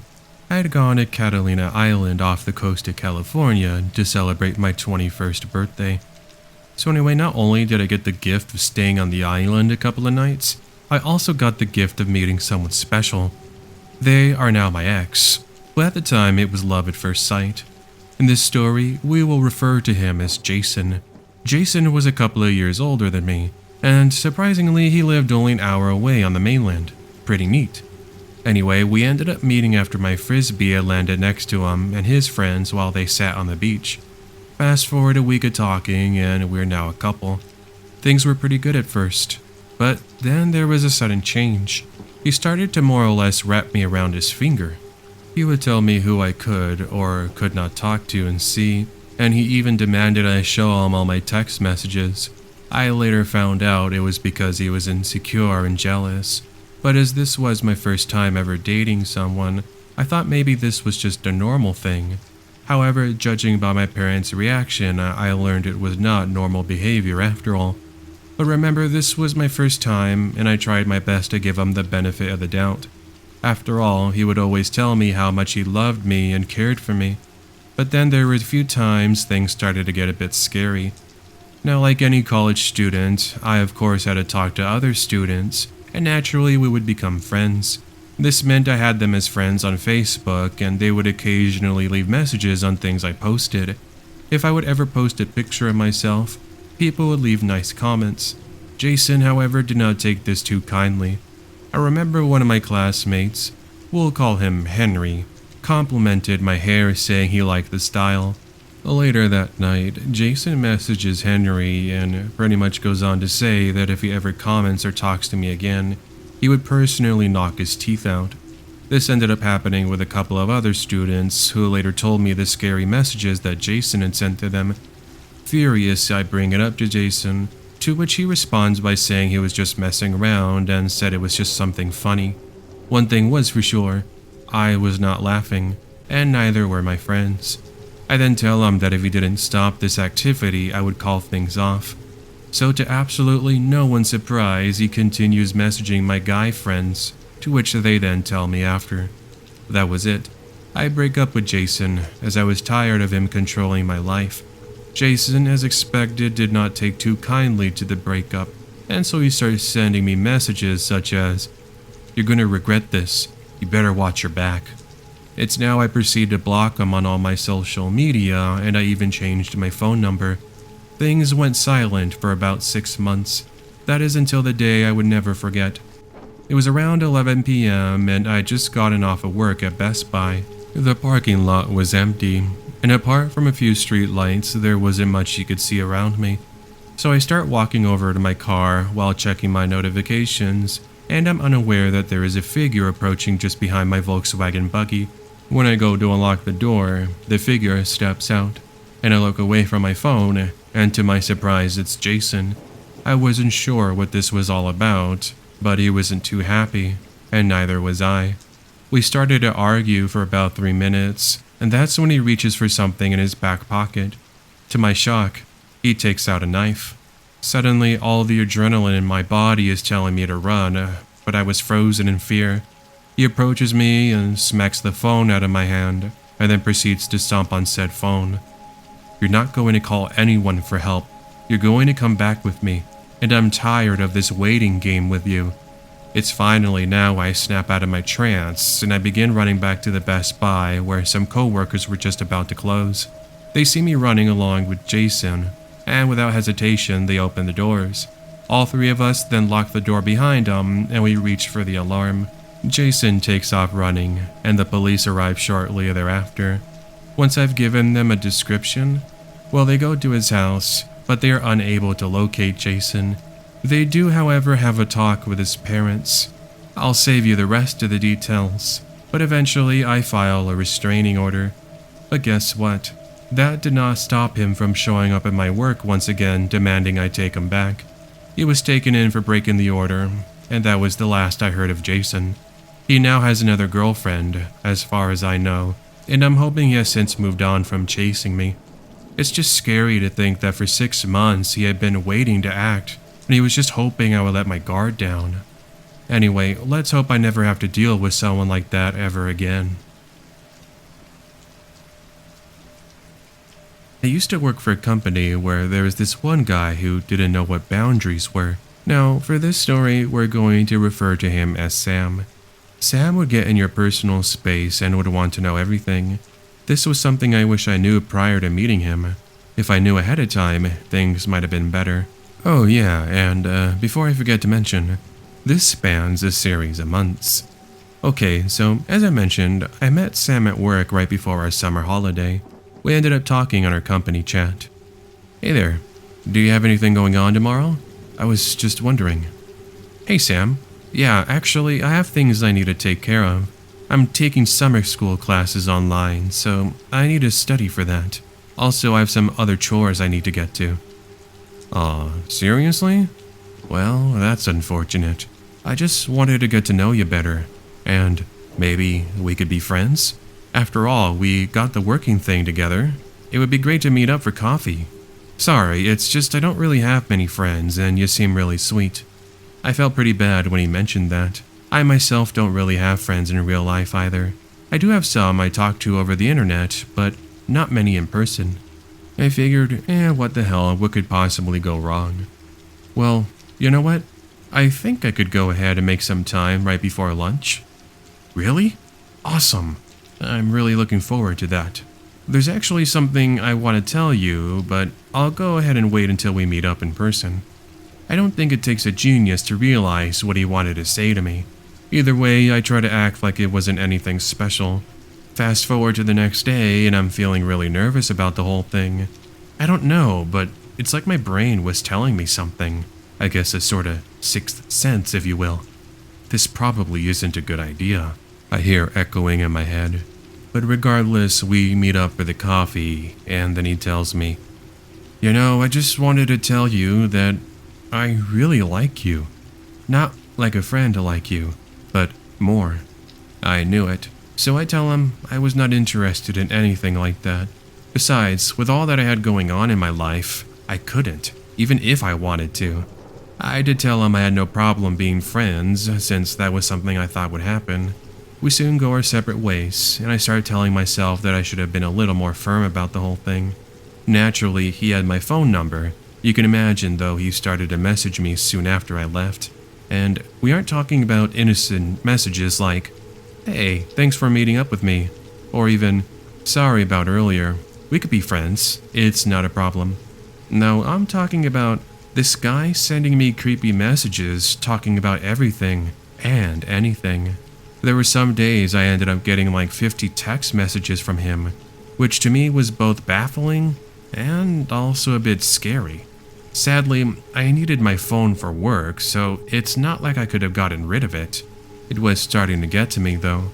One day I turned it off when I had gone on a trip, and as soon as I turned it on, it was almost 5 minutes of constant notifications popping up on my screen. All of these messages were things like, "Why did you not respond to me? I've been trying to call you. What's the deal?" Since I was pretty shy back then, I didn't want to have any issues, so I told him, "Look, could you please stop messaging me? I want to remain professional and keep this about work only." He told me he would stop, but of course, this just made things a lot more worse. The next week or so, he was starting to get into my personal space. Now, anytime he would get close, I would want to hit him, but we are in the workspace and I didn't want to get in trouble. Here's the thing though, I did mention it to my boss, but he felt bad for Sam. You shouldn't give Sam such a hard time. Besides, maybe he doesn't realize he's doing something wrong to you. It was very frustrating to say the least, and it didn't help that it continued. Many more months passed, and finally I had enough. He's obsessed with me at this point, and my coworkers could tell I was doing everything I could to avoid him. It even got to the point where I was too scared to leave my house on my days off. I feared he would be stalking me or hiding in an alleyway any time I was out on my own. Of course, this affected me a lot, until one of my friends told me, "You know, you shouldn't let him scare you like that and affect what you want to do. By doing that, you're pretty much just showing him he's won and he has you under control. Come on, let's go out for a breakfast and we'll get your mind off of him." I agree to meet up, and we go to the small cafe. Once we had our fill, we give each other a hug, and I go back to my apartment. But guess who I receive a text message from? "Hey, who was that person you were with just a little while ago?" The message alone gave me the chills. Instantly, I locked my door, and cautiously I looked out the window. I searched everywhere I could to see if he had been watching me, but there's nothing. Luckily, I was able to get sick leave from work until the end of the year, and finally I decided to block him. I guess better late than never, huh? But not just on the phone, but on all my social media as well. Pretty much I did everything I could to get him out of my life. And fast forward to the new year, and I'm back to work. When looking at my company chat, I receive a message though. "Hey, I see you're finally back. Do you have anything going on this weekend? I really want to see you." I knew instantly it was him. Luckily, my coworkers were now on my side and started to ignore him as well. Even so, I decided I wanted to quit, and so I had to leave a job I loved so very much. But here is the thing. I live in a small town, and this is a place where everyone knows each other. Some of my friends know this dude, and I'm too scared to see them as he could see me with them. I now spend most of my time in my apartment as I'm worried I might run into him. Oh, yeah, and as it turned out, this wasn't something he did with others. This was just with me. Turns out it was the reason why many of my female co-workers ended up quitting. The Sam guy would pretty much chase you around and try to get all he could out of you, and then treat you like he did with me. So, that is pretty much it. It's been a while, and nothing else has come up. If anything does, I'll make sure to share it all with you in an update. Thanks for listening. First off, let me start you off with a bit of context. I'm female, and I live in the Pacific Northwest. Now at this time this happened, I was 20 years old. It all started at an anime convention. It's here I was cosplaying as Hatsune Miku from the Vocaloid series. The first day there was actually pretty fun, and I met a lot of cool people. Now we fast forward to the second day. This day consisted of attending various workshops, as well as performing in live karaoke sessions. During the live karaoke session, I met this guy who was cosplaying as Edward Elric from Full Metal Alchemist. He seemed cool, and we started talking for a bit. After the live karaoke, we ended up getting dinner together at a nearby Denny's. It's here we talked about our favorite hobbies, what we did, etc. Now, I'd be lying if I said it wasn't love at first sight. And wouldn't you know it, before the night ended, we exchanged phone numbers, and then we went our separate ways. The following day was day 3 of the convention, but instead of attending, Alan, that's his name, well, the name I'm using for this story write-up anyway, we instead decided to go on a date and check out their surrounding city. Again, we ended up getting along quite famously, and before sunset, Alan had a question for me, and that question was, "We have so many things in common. I know this is all of a sudden, but I'll regret it if I don't say something. Would you like to be boyfriend and girlfriend?" he asked me. I was taken aback, and at first I was going to say no. After all, I'd only just met him. But me being dumb and naive, I say yes and agree. This would turn out to be one of the worst decisions of my life. Fast forward a couple of days later, and Alan had returned home to Texas. We're now talking almost exclusively, and I found myself in my room just texting him and playing video games together on PlayStation. This would continue into the upcoming months. However, little things in Alan's behavior started to hint that, well, something was very wrong. Now, on top of the usual "I love you" messages, he would go on about how he wouldn't know what he would do if I had ever broken up with him. I would always reassure him that was never going to happen, but that did not stop him from saying things like he would end his life if I ever left him. That was really creepy, but to combat this, I visited him, to which he does the same for me. This back and forth continues for almost 2 years, until one point I found out that he was seeing someone else. Now, I won't get into details on how I found out, since that's a whole story for another day. But the point was, I was beyond devastated. I invested so much time into someone who was actually going through such a hard time themselves, only for them to do this to me? To cheat on me? Well, needless to say, I ended up breaking up with Alan a few days later after I found out. Alan then goes on to say how it was just a mistake, and that he was so sorry, but I was not having any of it. That should have been how the story ended. Finally, an end to the story. However, this was just the second act of my living nightmare. About a week passes since the breakup, and the phone calls began. I'm not exaggerating when I got off of work one night, and I easily had over 100 missed calls, and at least another 30 text messages from Alan. The messages started off fairly innocent, and then went into more graphic detail. Some of the messages describe how he wanted me to meet my demise and kill me. "I hope one day they find you at the bottom of a lake, because I'm sure no one is going to miss you whatsoever if you die or you go missing." Anyway, I ended up blocking him, naturally. But I know what you're wondering. Did he leave any voicemails? Yeah, he did. There were 3. The first 2 were just him crying. but the third one sent chills. You don't love me anymore, do you? I don't get it. How long do I have to cry before you'll take me back? That's it. I'm done with you. You'll regret everything you put me through. I'm personally going to make sure of it. There were a little few things after that, such as him creating new accounts just to leave nasty comments on my photos and posts on social media. Thank God I was able to fix this by setting all my accounts to private only. But then one day things got too real. On this one weekend, my parents had been out of town, and I was in charge of looking after the house. I was returning from a friend's house, and that's when I noticed the front door was wide open. Now, I'm the kind of person that gets really paranoid when it comes to open doors and windows. Before leaving the house, I always double check and even triple check to make sure everything was locked. That's why I found this activity quite strange. So instead of entering the house, I get on the phone with police and tell them there's a possible home burglar inside. So I wait in the car until police officers show up 10 minutes later. They do a complete search of my home, and what they found in my room, it was absolutely terrifying. Alan was hiding underneath my bed with a kitchen knife. In short summary, officers ended up arresting him, and they end up taking him away. He later confessed he broke in and was waiting for me to go to bed. Once I was in La La Land, he would crawl out from under the bed, and, well, with knife in hand, would stab me to death. After this, we went to court, and after a short trial, the jury ended up giving a guilty verdict, as he was sentenced to 35 years in jail. He will be eligible for parole in 30 years.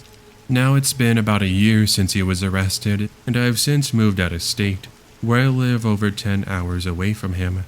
I have tried to move on from the incident, but I can't help but sometimes get nightmares anytime I'm by myself home alone.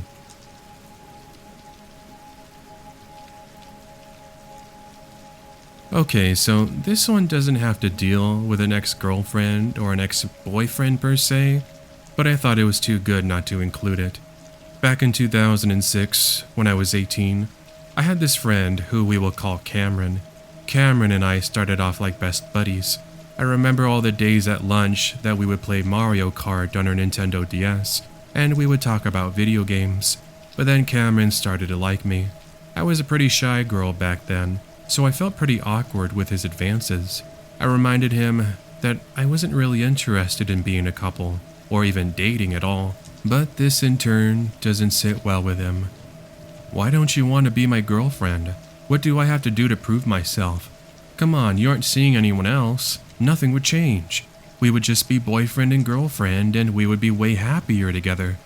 Again, he kept making all these arguments, but I kept telling him I just wanted to be friends. Well, this high school crush of sorts begins to develop into an obsessive nature.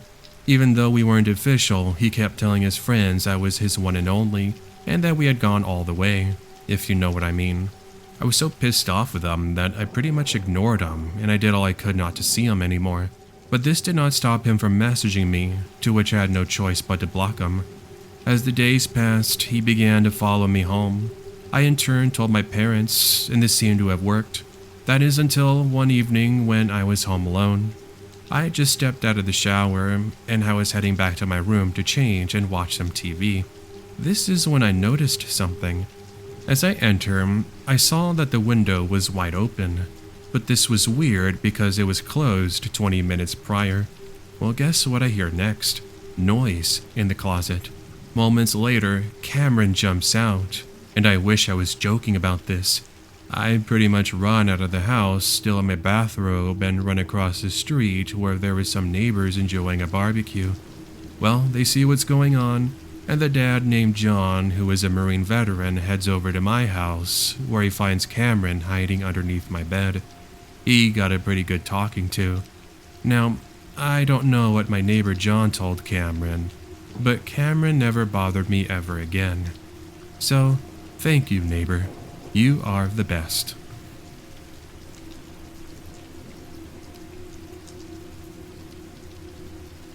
Two summers ago, I was camping with my Newfoundland at Yosemite National Park in the Sierra Nevada mountains.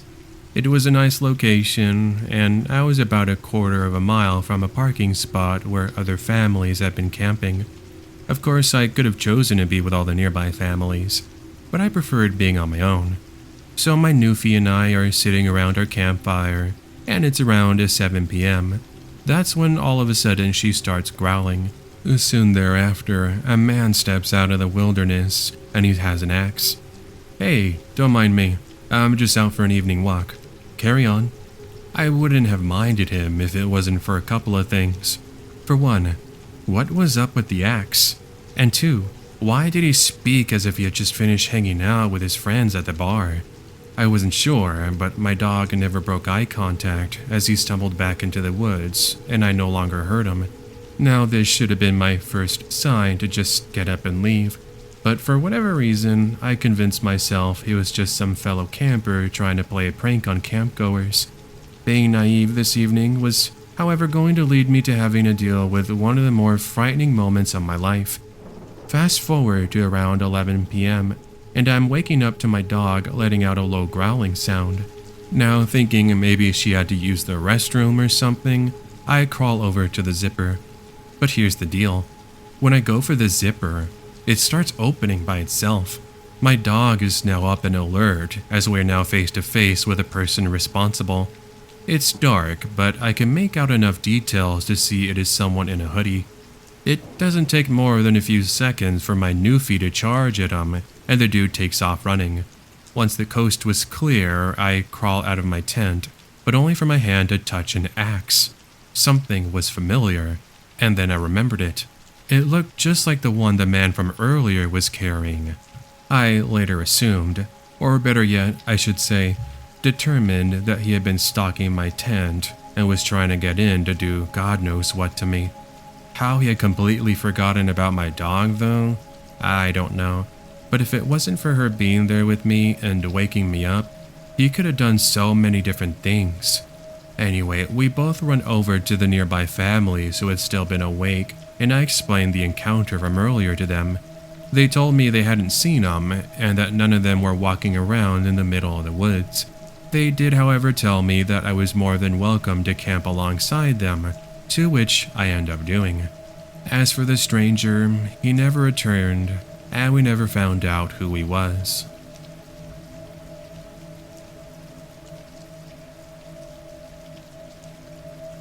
Summer Vacation 2013.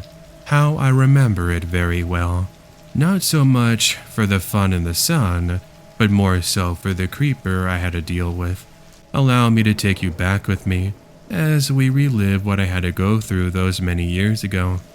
I will get you started with a bit of background information.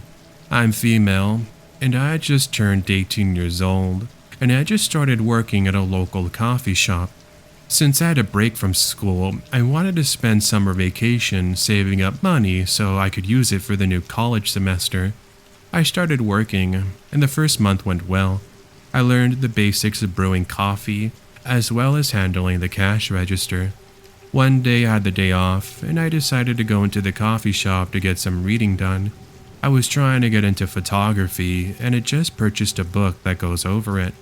It's around 7 p.m., and I sat there reading my book.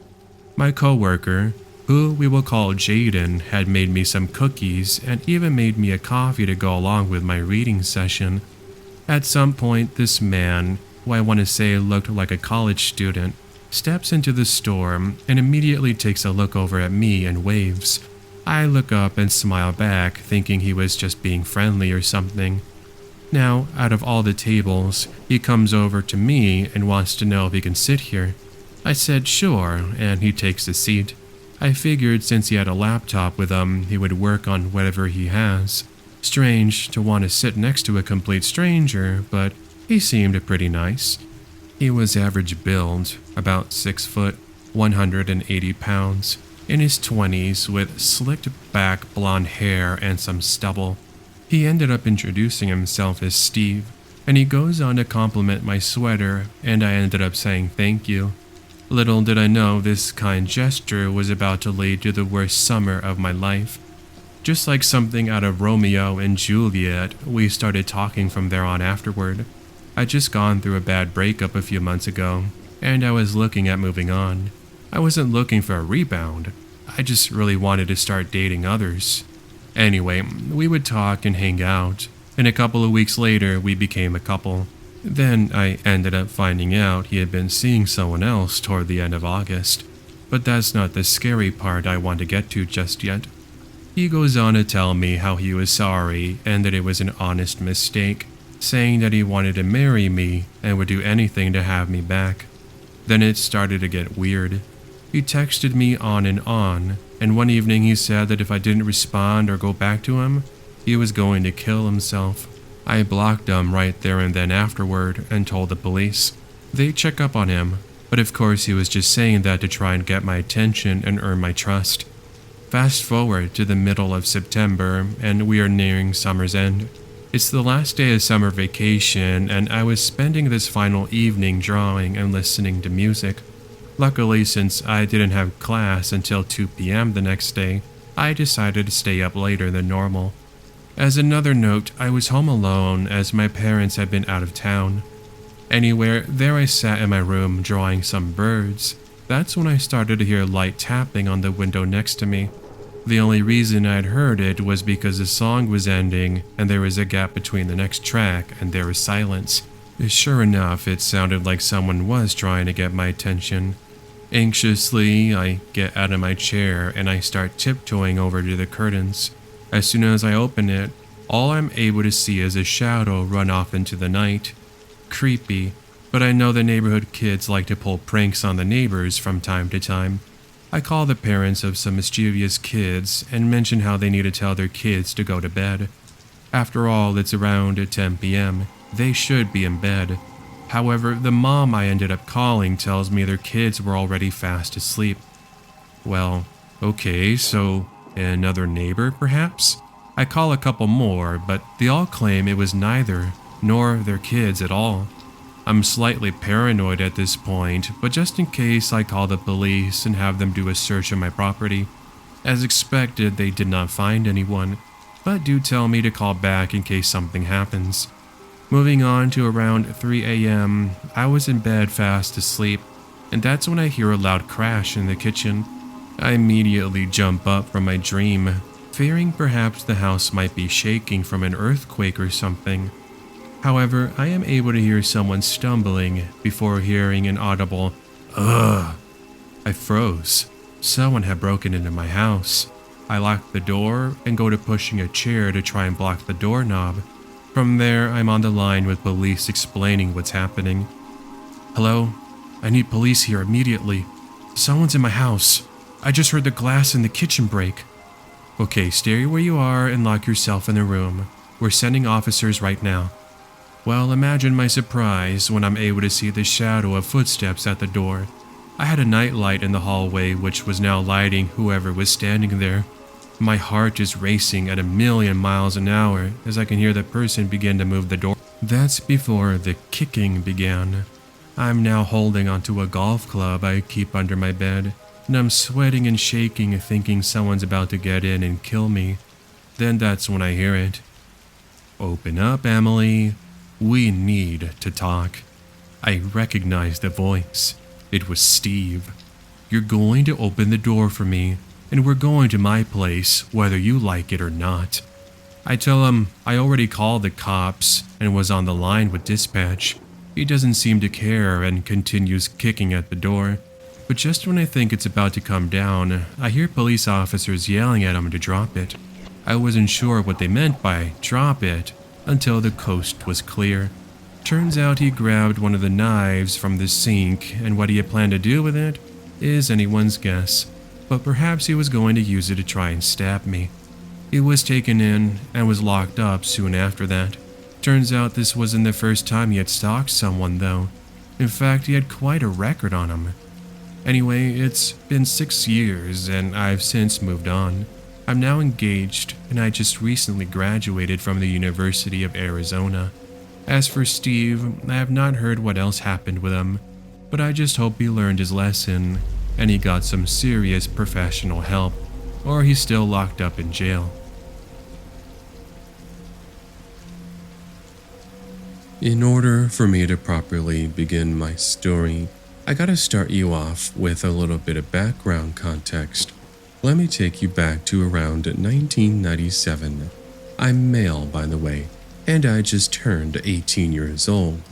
I was fresh out of high school, and I was looking for work. I wasn't sure what I wanted to do in college, so instead, I wanted to make some extra money. Luckily, my mom was friends with a manager of our local Blockbuster. Yeah, you guys remember those days, right? Back when you would actually go out and rent the movies? Well, okay, I digress. The point I'm trying to make was I now had a job for the summertime. The first couple weeks were fairly routine. I learned how to work the cash register, and I learned about keeping the stores filled with movies. One afternoon, it was just myself at the cash register when a woman, I want to say she was, I think she was in her 40s or so, she comes into the store. She was about 5'3" with long brunette hair, clothing that was a mess, and even some scars on her cheek. She seemed pretty normal at first, so I gave her a friendly hello, and she nervously waved back. "Hey there, welcome. Anything I could do to help you out and find something in particular?" She looks at me as if I was speaking another language. And then she finally says, I'm just here to look around. Don't mind me." I made sure to tell her if there's anything she needed, I could help her out. I now returned to reading the magazine I was going over, which was Nintendo Power, in case you're interested.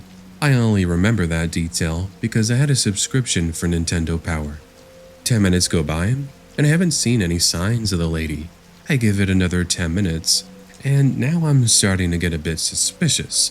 Something I noticed was I kept hearing what sounded like some sort of camera clicking sound, something like a disposable camera. Since I had to close the store soon, I take a look at the security camera, and I could see her looking through one of the aisles. Kinda weird. Where she was, she had been looking between the shelf and had been staring directly at me. Hey miss, I'm about to close the store. You gotta go." Well, okay, maybe I didn't say it that unprofessionally, but deep down inside, that's what I wanted to say. You get the point. "Oh, why so soon? I was enjoying looking at you." Wait, what did she say? "I meant the movies, not you. Sorry, I got confused for a second." That's when I noticed those cheap cameras that you could buy at the grocery store, aka the disposable camera. "Miss, why do you have a camera with you?" "Oh, I always have it with me, so that way I could take pictures. Don't worry about it." I eventually get her to leave, and I close the store. The next evening, I was working, and I mentioned the creepy lady to my boss. "Oh, yeah, she's come into the store before. I guess I forgot to tell you about it. And next time you see her, feel free to call the police. She had been stalking a previous employee here, and she had to leave because she tried breaking into her home of all things. If that wasn't creepy enough, just wait until I get to this next part."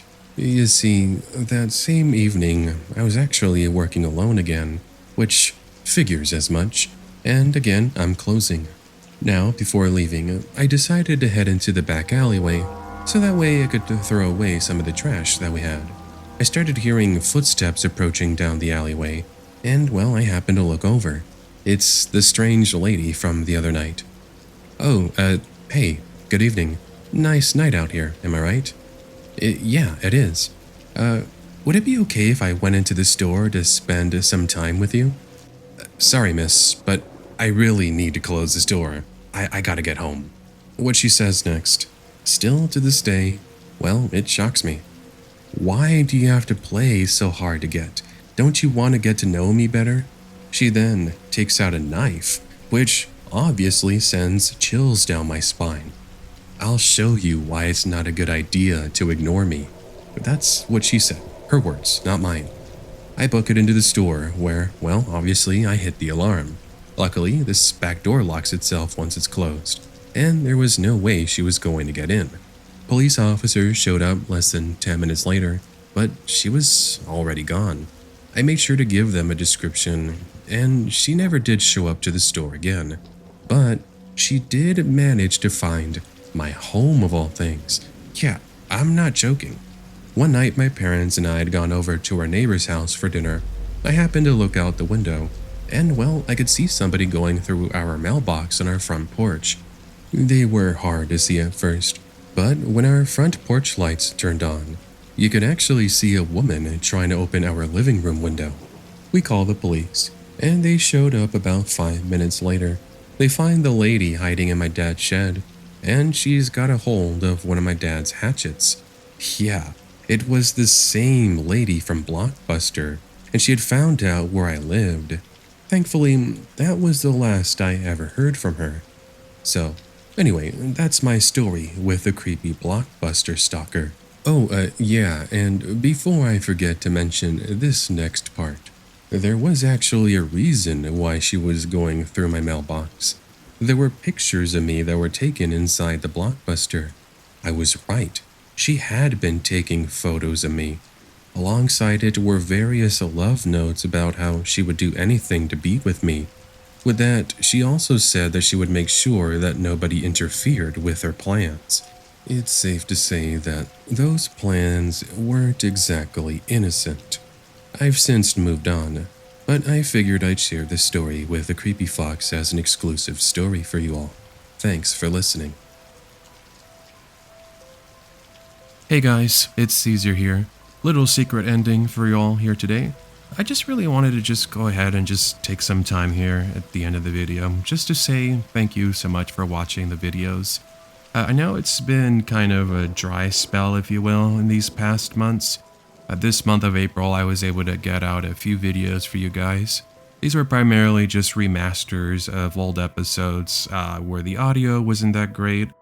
The one I uploaded before this one was the police stories video. That one I re-uploaded just because it got demonetized, so I wanted to go ahead and make sure I could still get that up for you guys. So I just had to do a few edits here and there with some of the details in one of the stories, and then that was able to get back up for you guys, so that's good. Next up on the list though, I am looking at getting the cartel stories video up. I know that's one that I've been getting asked for quite a bit to upload. And again, the reason why that one disappeared, that one didn't get demonetized, but it got age restricted. And again, I kind of have a feeling why. It was one of the stories where, well, we dove into some pretty graphic details. Obviously, with these stories, I never actually show you any of the violent stuff that happens, but I think maybe we just kind of, like I say, we went a little bit too deep into one of those stories, and YouTube was like, hey, we can't have that. So my videos already don't really get viewed, so if they get age restricted, then the people who do watch my videos are never going to see that either.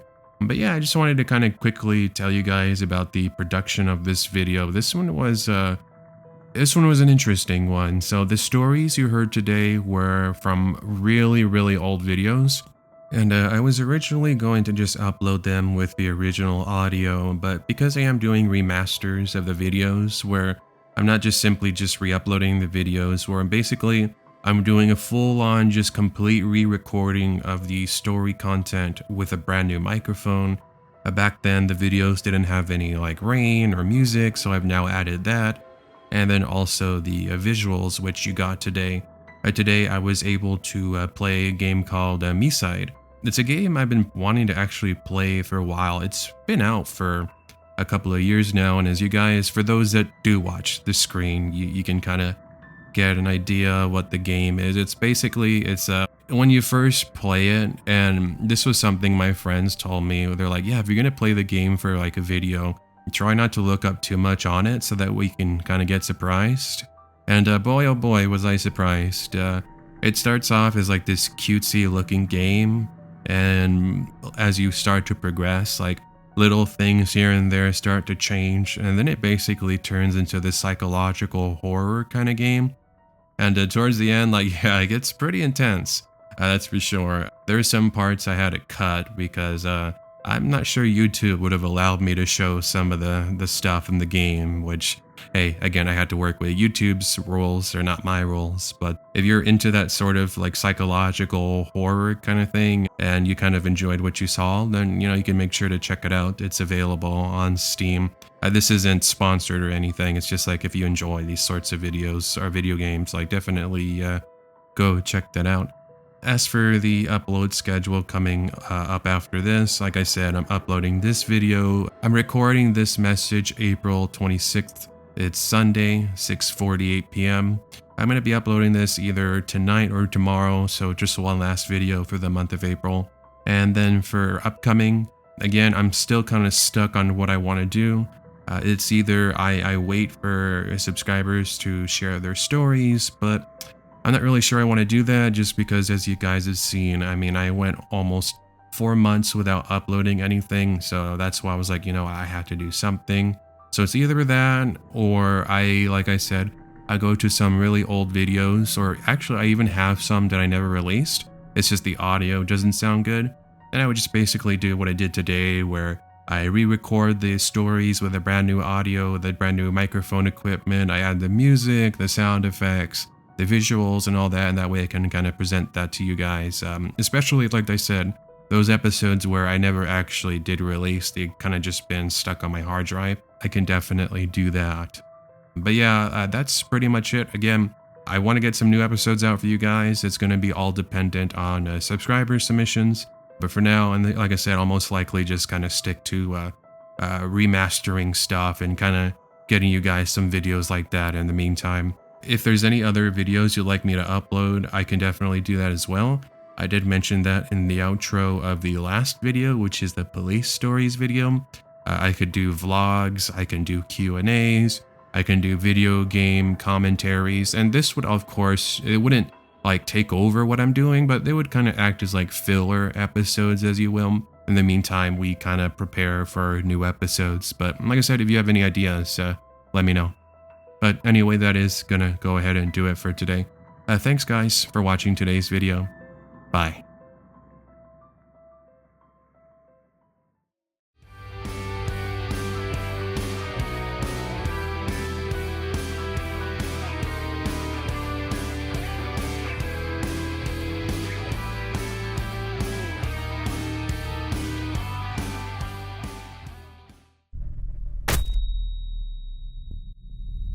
Dime por qué quieres dejarme cuando el mundo real es una pesadilla absurda. ¿Ya lo olvidaste? Míralo tú mismo.